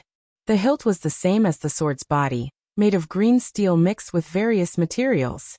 There was no sword guard, and the sword's body was perfectly straight without any curve. After infusing chakra into the green sleeve sword, the green sleeve sword left the scabbard. This was the effect of the precious wood inside the scabbard. It was a type of wood that was good for maintaining a treasured sword. If chakra was not infused into the scabbard, it would stick to the sword's body. No matter how strong one was, it would be impossible to separate them. However, as long as chakra was infused into the sword, it could be easily pulled out. This type of wood also had another characteristic, which was that it only recognized one type of chakra, unless a special technique was used to remove some kind of restriction. In other words, only Naruto could pull out this sword. Other than him, there was only the uncle who forged this sword. Of course, in order to prevent an emergency situation where chakra could not be used, he could not pull out the sword. There was a special crystal on the scabbard that stored Naruto's chakra. As long as he crushed it, he could pull out the sword. However, he could only use it once. Next time he would have to inlay the crystal again. Holding this sword, Naruto thought of the uncle. The uncle had spent a lot of effort on this sword. The azure sleeve sword was pulled out. The sword's body was dotted with stars, like a sky full of stars. Naruto carefully checked the blade and body of the sword. After confirming that there were no traces of damage, he breathed a sigh of relief in his heart. When this blade and the unique armor of the Snow Country ninja slashed together, Naruto felt that the chakra on it was completely swallowed by the opponent. In other words, without the protection of chakra, it forcefully slashed the defensive barrier of the chakra armor. Sasuke's demon sealing shuriken was shattered when it hit the barrier. The sword was intact, which showed how powerful this sword was. The tip of the sword made a small cut on his hand, and blood spilled on the sword. In an instant, the blood was absorbed by the sword. This was the nature of living steel. The uncle said that in the long run, this would make the sword more compatible with him. Originally, Naruto didn't think much of it, but after hearing Nine Tails say that there was soul power in human blood, he felt that there might be some truth to it. Spreading the sword flat in his hands, Naruto sat cross-legged and entered meditation. The ship continued to sail. A month later, everyone finally landed. During this period, the Snow Country ninja did not appear again. After landing, the third Taigu had already arranged a convoy to welcome them. Along the way, they stopped to take photos when they encountered good scenery. When the weather was bad or they entered the tunnel, they just lay in the car. Time passed quickly and another half a month passed. During this period, Naruto made some changes in his practice. Every day, the forging technique did not stop, but the practice time was reduced accordingly. For the rest of the time, the main body looked for Kakashi to practice the water attribute chakra nature change. The 200 doppelgangers who originally practiced the water attribute joined the team practicing Rasengan. And the practice of Rasengan was finally completed this morning. After the first ball exploded, the third stage of practice was finally completed. At the same time, because of the breakthrough in Rasengan practice, Naruto's ability to control chakra was improved. It also enhanced the control of the wind attribute chakra nature. The wind blade on the sword shrank from 3 meters to 2 meters, the range was reduced but the power increased. When the sword fell, the wind blade no longer spread disorderly, but concentrated into 3 to 5 lines. Chakra's wind blade cut on the ice, and the ice was broken into several irregular pieces. Naruto had a hunch that when he completed the 4th step of Rasengan practice, his control of the wind blade will be improved again, condensing it into a line. At that time, the power will increase greatly. And Sasuke's Chidori, with the cooperation of Sharingan, the movement speed has been increased to the extreme at this stage, and it is very accurate. If it is improved again, there will be a further breakthrough when the amount of chakra in Sharingan is improved again. But the combat power is already quite terrifying. At least Naruto is not confident to take Sasuke's blow. At least the doppelgangers have never done it. The main body hasn't tried it yet. Naruto doesn't want to suddenly play and die at the age of 12. Hinata's practice is around the 8 trigrams 64 palms and empty palms, and the ceiling of acupoints is getting more and more accurate. All in all, the 3 members of the team had made great progress in the past month. Not good. Miss Yuka disappeared again. You're tuning in to the Earbook Haven YouTube channel. Don't forget to subscribe and join us on this journey to catch the most captivating stories.